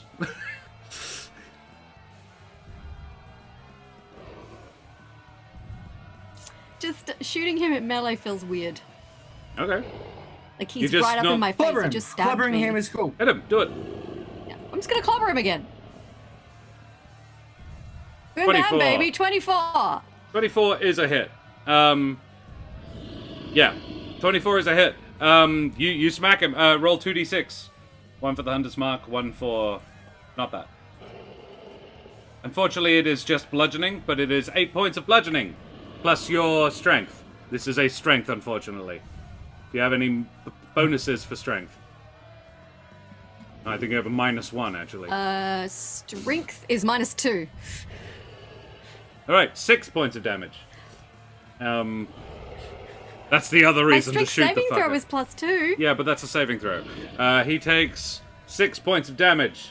Will And this allow me to back up / disengage? no, if you want to move away, you can, but that's an action. An I wouldn't at opportunity this attack. stage. Yeah. Yeah. If you wanted to shoot him, you should have done that first.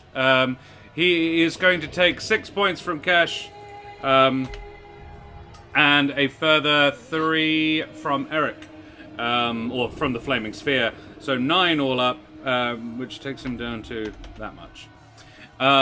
Cool. Anything else, Cash? I was going to Misty Step, but then I remembered I already burned my bonus action Hunter's Marking the prick. So, yeah, I'm not going to do anything. You can do that next time to get away from him and then shoot him. Havel and Yeah. Spencer. Yeah. It is Havel and Spencer's turn. Havel is sort of... They're both, like, in a weird sort of position. Spencer absolutely has Kesh's back. Is standing right next to her. And Kesh, seeing as he's your follower, can you please make me a melee attack for Spencer? It'll be your melee attack -2. No, probably -3.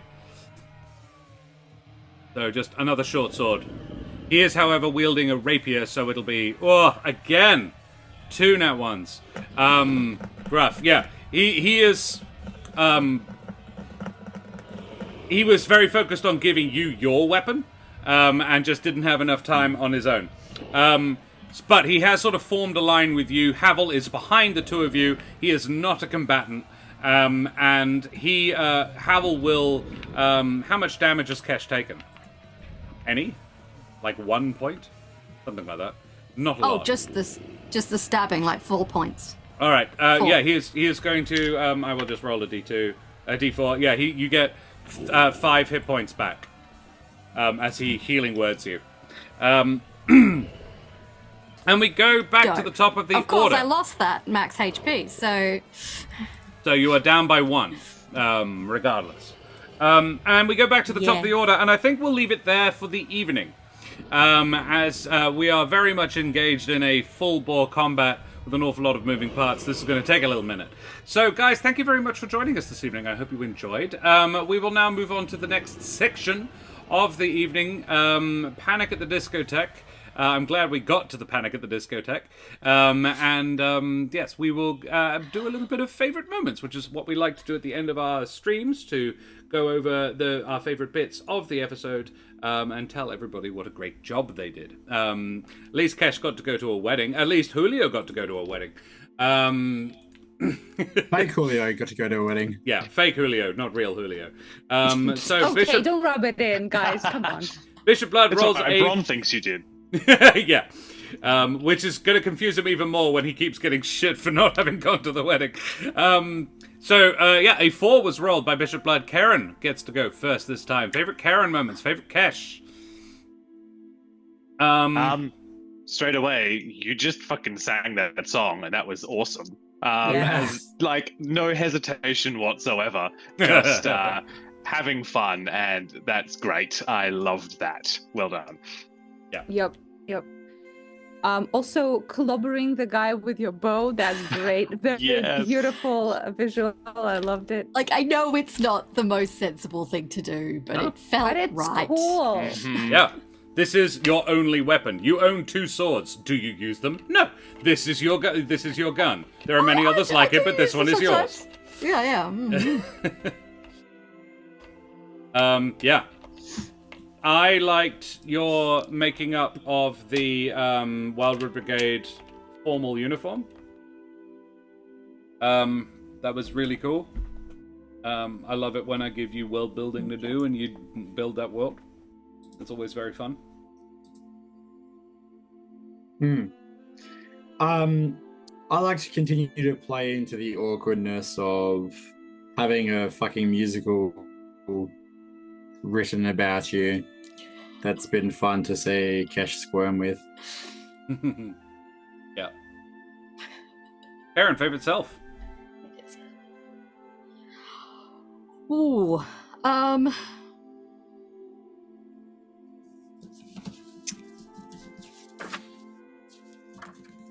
I think actually taking Spencer as my date was really cute. Yeah, that was cute. Because he was like so kind of all over the place when the actress turned up, and I was just like, yeah, I'll bring him. Yeah, he'll like that. Yeah, he'll like that. Also, he'll carry my stuff and look important. Yes. Yeah. Just push him forward occasionally if I'm Yeah. being overwhelmed. It's like, have you met Spencer Diaz? This is my buddy. Yeah. Jumping through the curtain after an assassin as the booth exploded. Yes. Hey, Alexander Nord. Good to see you, buddy. We've just come in for Actually, our that favorite was pretty moments. cool. Yeah. Yeah, that was dope as heck. I'm so pissed that I missed you with that attack, too. The DC was 19. I was like, look, if they managed to dodge that, they deserve to dodge that. And you fucking did. Anyway, I still got you. I got you. Yeah, excellent. Cool. All right, we need a D4 in chat, please. While we talk other favorite Karen moments. And my Zoom lags. Yeah.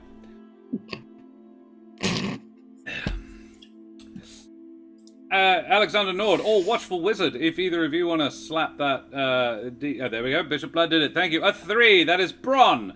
Favorite Bron moments. Drug elemental does come to mind. Yep.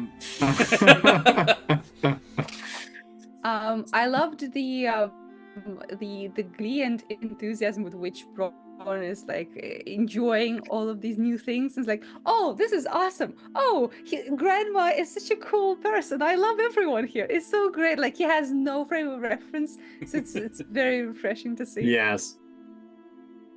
I love Bron. I'm using the Gem of Darkness again. You saw mine. It will Just be like lights. useful. Like, lights out, bitches! I'm hoping that that actually works this time and like doesn't kill everyone. But who knows? Who knows? It's a mystery. We'll just have to wait and see. Since Karen took mine, I will go to helping Eric work on his stuff and other cool stuff, particularly that moment of geeking out over stuff with Gabby. Yeah, it's nice. He's being introduced to people. Yeah. Yeah. Um, Including that little moment with, I can't remember his name, but He's the got other a friend, artificer. Pruitt, yeah. Pruitt. Who Dario may remember from a long time ago. What was his thing? Matt Brown played Pruitt in the very first Humble Heist. Oh, that was such a long time ago. Long time ago. Yeah, This was yeah, before you were yeah. Julio, yeah. Yeah, I was a grandma. Edith Elderberry. Yes, she was a granny at the time. Julio really is not much of a departure from Edith. How dare you? Their slightly flesh less is different, and slightly less. there's more boobs on Julio. Slightly more, but definitely the same amount of snacks. Yeah, I do remember distinctly Julio giving Edith giving band-aids to people. I think she was a cleric. I just love unconventional like bards and then clerics where they heal with snacks because it's good. Yeah. No worries. Net not good for you. Quadrupod take care, my dear. Lovely to see you. Thanks for joining us. Yes, the net is being fucking cool. Mine wasn't really because he just put it in chat. It wasn't a real one. But I did enjoy the notion of yeah, I enjoyed being you with Gabby and being you with Pruitt. Being them with you rather, and getting that communal geek out. It was also I had several fun like NPC interactions with Bron this evening, and all of them were like his joyful. I'm loving everything about Alderheart. This is so much fun. Yeah, meeting Cornelius and Pruitt and Gabby, going, oh yeah, that's great, yeah. Jesus.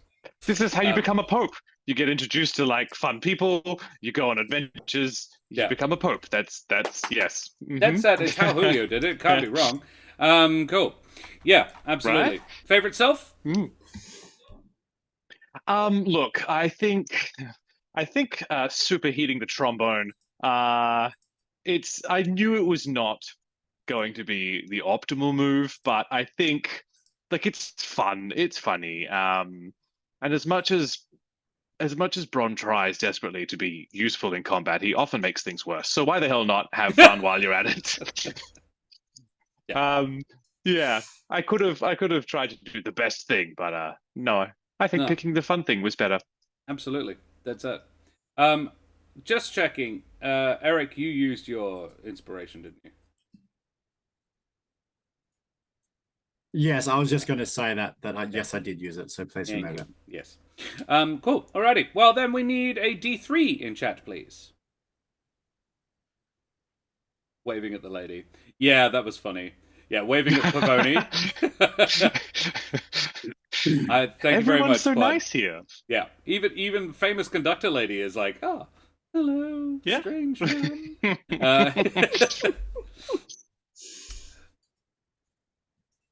No, we didn't. I didn't see it, Bishop. What are you talking about? Shut up. A 1. A 1? No, that was on a D4. That was different. And we'd already had a D4 rolled. Fine. DM, and then we'll use Shanna's 3 because there would only be 2 people left at that point to be the latter of the 2 people left. So the fact that you wrote the lyrics to the intro of this, amazing. I loved it. I love all of the details that you put in, how very not true to the canon it was. It was great. Yeah, the love lavished on the production and the description and kind of the atmosphere at Major Mayhem's premiere was delightful. I'm always sad that something happened and we didn't get an actual full experience of the theater production. Look, I'm still not entirely convinced that this isn't just all part of the show. But for me, it was one line before the added context of, oh, they're actually trying to kill us. But the line that you said of, the orchestra's wizard casts Thunderwave, which really set up what level of production this was, which I really appreciated. Like they hired a wizard to do the special effects. Like, I like to think they didn't hire a wizard. The wizard is a part of their wandering ensemble. Whether they want them or not, the wizard is there. They go, well, we might as well use it. The wizard is he refuses absolutely. to leave. It's not. In a world where magic exists, I imagine it would probably be a bard, really. So having an orchestral wizard is different and interesting. But he's absolutely a wizard. It might be like the position would normally be filled by a magical bard. And he's probably dressed in exactly the same way as the rest of the orchestra. It is full blacks. So me using the word wizard tips off what he actually is. But it would be traditionally a magical musician would be very much part of a standard orchestra in the Humblewood. Probably more than one, but yeah, one of them specifically to do magical effects. You can minor illusion is absolutely a thing. That sort of making noises and effects that cannot be generated with most instruments. Is very much I imagine part of the thing. I think this kind of ties into what I was going to say is that, like, yes, the setting and the scene was amazing, but I love the way also that you managed to pull out parts of it for each different character that are important and make it so that it's still an amazing event, but just in completely different ways and in completely different contexts. And it's the same event, but you've managed to tweak it for every single person there, and it means something different, and that's really cool. That's really cool to watch. Yeah. I'm going to be a little different from the rest of you gushing over my play and say I really enjoyed the scene between Viscar and Eric. Yes, that's another one. That was also a doozy. It kind of got forgotten in the drama of the theatre. That was some deep lore. And Eric going, oh, I hadn't thought of that. That was very fun scene to have. Bishop Blood also says, air elementals, yes, to the warfront. What? Yeah, absolutely. Yeah, cool, excellent. Daria's face. In what bit? The air elemental generally? I love taking like half of Daria's hit points at a single hit. I'm sure you Daria's do. like just leapt down. I'm like, I'm going to take this woman. Oh, fuck! And then the world goes black. I don't know what you're talking about. I'm a golden god. I cannot be killed. We've established that before. Yeah. Hey, look, you got a backup pope now. Oh, I see how it is. You got it for my place. You're no longer in a flashback, my dude. You are super murderable. I just never like to play it safe in combat. No, I think it's more dramatic, and I like. Why did you think I kept hitting the dude instead of shooting him? Yeah. Yep. You've got a lovely combination of attitudes towards combat. I never play it safe. I don't do anything optimal. This is great. Yep. And somehow we're still alive. That's And crazy. this is potentially the most dangerous combat I've ever designed. Eric, the power gamer, who's like, you fucking morons, just go with the elemental. Brendan is bald on the back of his head. You can't see it, but he's been tearing his hair out all. Flawless party, exactly, yes. Julio's clergy having their own sanctum and whatnot. Yeah, that is cool.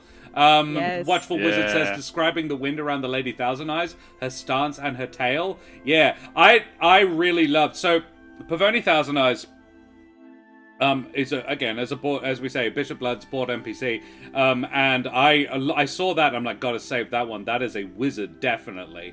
I didn't know what I was going to use it for. Then this came up. The joke of Major Mayhem became a real thing, and I was like, this is absolutely happening. And then it became a whole plot point in my head. I'm like, this is fun. And Pavoni Thousand Eyes was sitting open, like the note saying that was sitting open on this. I was like, that is who she is. Pavoni is a school of divination in a world of magic that is in a sci-fi setting that I know of. And Thousand Eyes is hugely appropriate for that. And I just loved everything about it. Yeah. Cool. Alrighty. Well, I've been flattered. Thank you. So, and now we are on to Brendan, and then it will be Daria. So let us say favorite Eric moments, everybody. This is going to be a little bit selfish, but I like not just the result of it, but you asking your lovely granny for the armor for Bron. Like, obviously, yes, as the character and the player, that's wonderful for Bron, but it also speaks of such a deep character that you've built in that, like, is perfectly happy to get a little bit pissy with the party, but then also the next day turn around and be like, yes, but also they've done this bit right. And it's 100% not a 2D character. Mm-hmm. Which is lovely to watch, and like, not in the sense of like, oh, I don't know what it's going to do next because the character is crazy, but just because people have a whole bunch of different motivations, and I can easily see all of the motivations possible to go into your character, and so it's cool. I really appreciate that. Mm-hmm.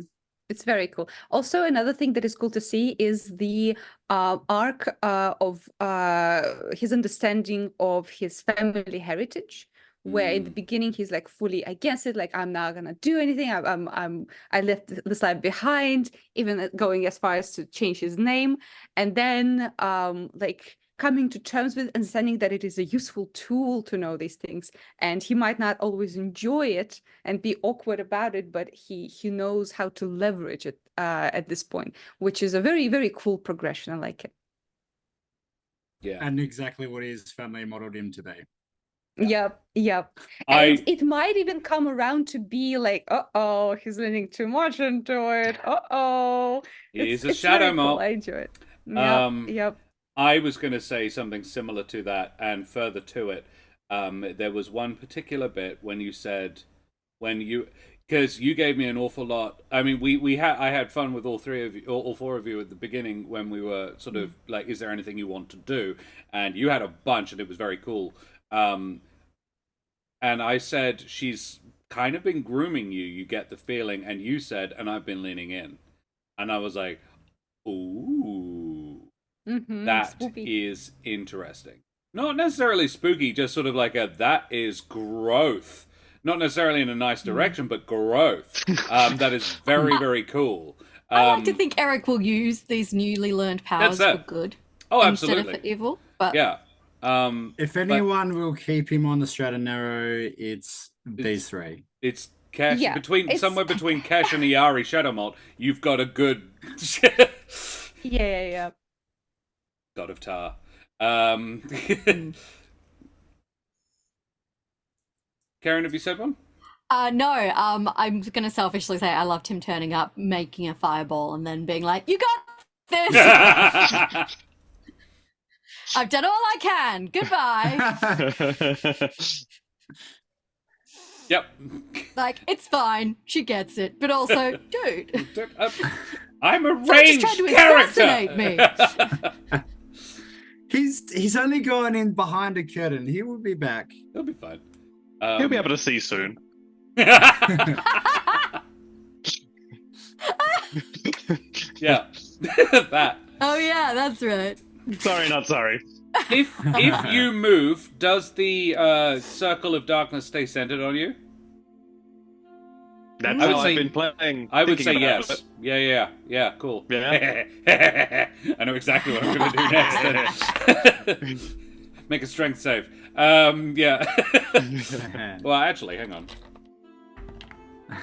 Yeah. My question would be whether it just goes, whether it clips through walls or whether it has to go around them, because there's a flaw between That's true. Cash and that thing.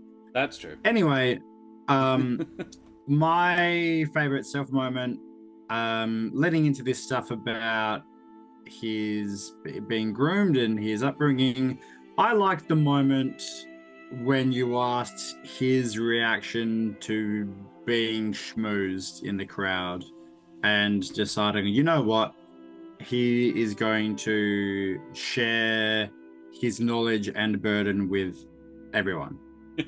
Yeah, absolutely. That felt like a moment of growth and him stepping into that role, but also guiding everyone else. And even though Eric and Julio haven't had a conversation yet, haven't spoken to each other since that big eruption, still being like, you know, you're a part of this too. Yeah. And doing it in the Shadow Malt tux. Wow. Yeah. Awesome. I did halfway through, not that it became relevant, but I did unequip all of my armor and stuff because he wasn't wearing it. So yeah, that's true. Yeah. Yeah, cool. And on to Daria. Last but certainly not least, a phrase I absolutely hate, and halfway through saying it was like, why? You've got to finish it now. You but I should say fucking last hate it. and least. Yeah, Yeah, you absolutely absolutely. should. Least and certainly not last. Daria, You say Daria that one. last. That's what Daria the least. Let's Last. go. Daria. I'm just thinking of the producers. Last and least, my lighting designer, Erwin Markowitz. Yeah. I loved you going to talk to Viscar. Yeah. And yeah, that sort of meeting of the minds about where we're going, what your plans for religion in the Humblewood look like, and sort of getting that nailed down. There's a lot of world building we did at the beginning, and I really like, as I said before, I love involving you guys in that, and yeah, that was very cool. Yeah. I really enjoyed the shopping trip. Yes. I think it was just a nice little touch, and also I think we both thought of it at the same time, which is just great. It's always great fun to be on the same wavelength and just be like, yes, we encourage each other far too much, but I love it. The description of the outfit, Mm. complete with the extra special toupee and the boob stuffed with snacks, just perfect. I loved it. Yeah. I could see it in my mind. I want you to draw it, because it would probably be even more fabulous. Oh, for sure. Than I'm imagining. Like Bron with crumbs. Yeah. For me, it was the incredibly in character action of leaping from the fucking booth down into the audience, trying to get some hits in on Pavoni, and then unfortunately getting yeeted whooped, across yep. the theater. Yeah, all of which incredibly keeping in character. Yeah.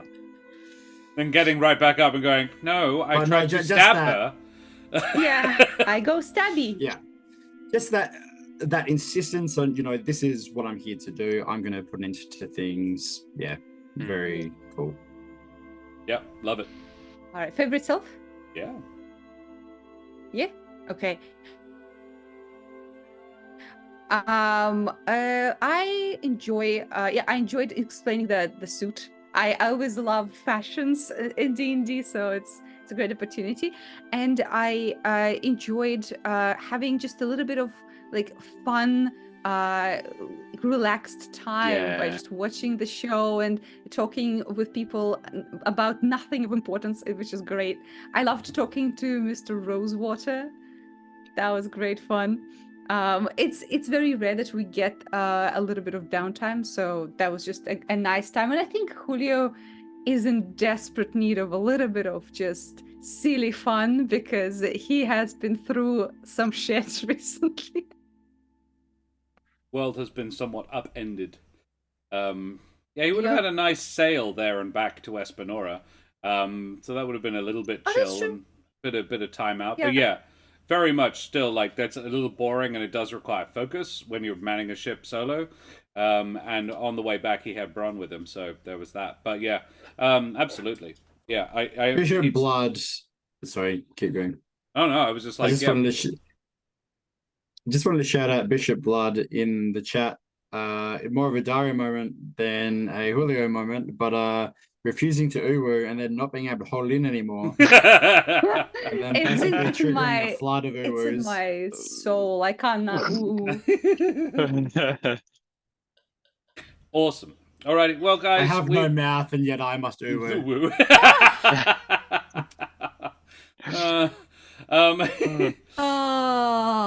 Which is like 20% of your time here. Absolutely. Alrighty, guys, we should probably go away from here now because we've been streaming for a gosh darn while. But before we head off, we do need to, tell everybody who the absolute heck we all are. Brendan, who the heck are you? Uwulio. I'm Brendan. Who are you? Julio. I am Bruwund. Then That doesn't work. No. What if we made out in front of my name? That's gonna be on I'm a an acting shirt. director here in Perth. Yeah. No, really not. I don't know if you could tell, I'm a bit delirious because I came back from a big LARP weekend. I say as if I'm not always like this every week. I'll be here next week because this is some fun shit. Please join us for this fun shit. Yeah. Excellent. Karen, who the heck are you? Hello, I am Karen, sometimes known as the Mother War Bunnies. I hate it so much. I hate it. I do it and I hate it. I'm Wensa in chat. Sorry. I hate myself a little bit. Follow me on Twitter to kind of witness that play out in a social media context, or listen to me in the D&D podcast There Be Dragons, or watch me play Baldur's Gate 3 on Tuesday evenings, where I vacillate between being the god of murder and a poor scared little bunny rabbit, depending on how well the combat is going. Oh, and on the Lorites channel tomorrow night playing Vaesen for part 3. Will Annika Blankfist solve the mystery? Spoiler, she will. She will. We don't know that. Cool. I've decided John. she shall. Yeah, she probably will. My name's John. I play Bron.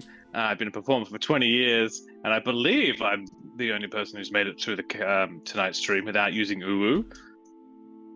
Maybe? Not anymore. It's not too late. It's not too late. Do it. It's just, I just heard it. And I play Bron. There you go. Done. That's me. Good luck, guys. What if we made out in front of the deep fryer? Deep wire. I mean, You want to see my gem of darkness? my boomstick. I hate it here. My boo What if we boom made a stick. dragon elemental? Oh, Fun times. That's it. That's all I got. Daria, who the heck are you?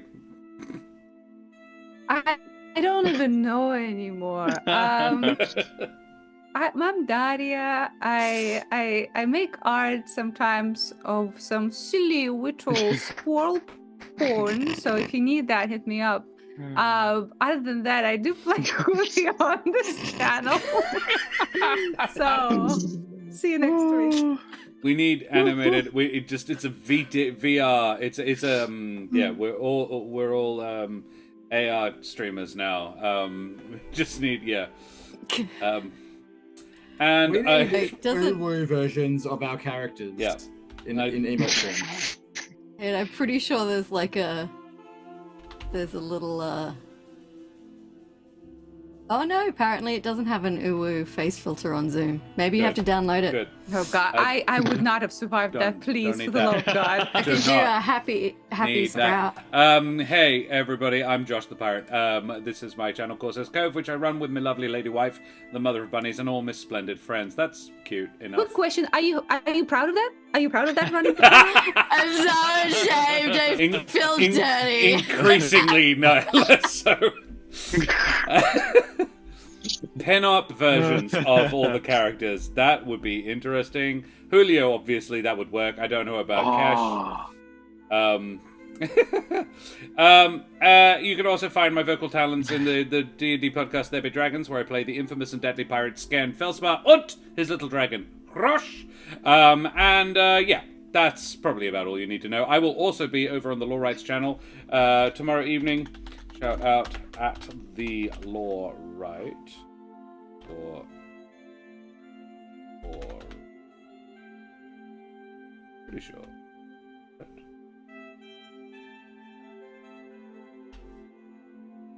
Hopefully that's around about right. Where I will be playing Ansfrid Brumfist, who just threw somebody off a train.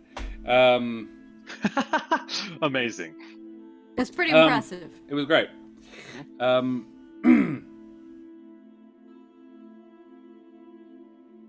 Check out the Law Right. I'm playing D&D. No, they weren't. That's the wrong link. But yeah, I don't know why that linked me, not them. But yeah, the Law Right.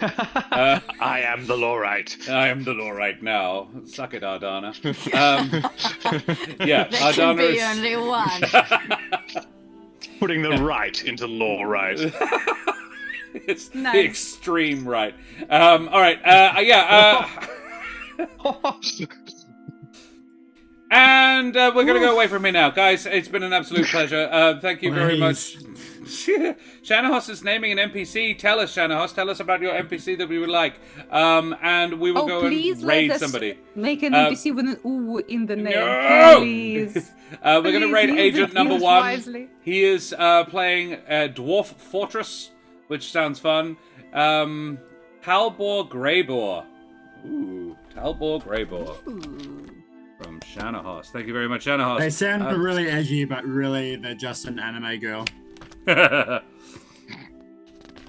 it Talbor be Greybor. Gaybor? Is that what you're ending on? Greybor. Is that We're what all the tired. line is? I refuse to say Uwu, but give me the Greybor. Okay. Talbor Greybor. Greyhold. Talbor Uwubor. We know exactly. Talbor Greyhold. That is better. I can do more with that. Thank you. Talbor Greyhold. Love it. Great. Let's go away from here now, guys. Thank you very much for hanging out with us this evening. We are affiliated with Wooten Forge and Trollord Games. They're both splendid groups of people. Check them all out at the links that I am putting in chat. TLG. Lovely to see you all here. We have a Discord if you fancy coming and joining us. There we have a YouTube if you want to check out all of the previous episodes you may have missed. Guys, thank you so much for hanging out with us this evening. Say goodbye, everybody. Bye. Bye.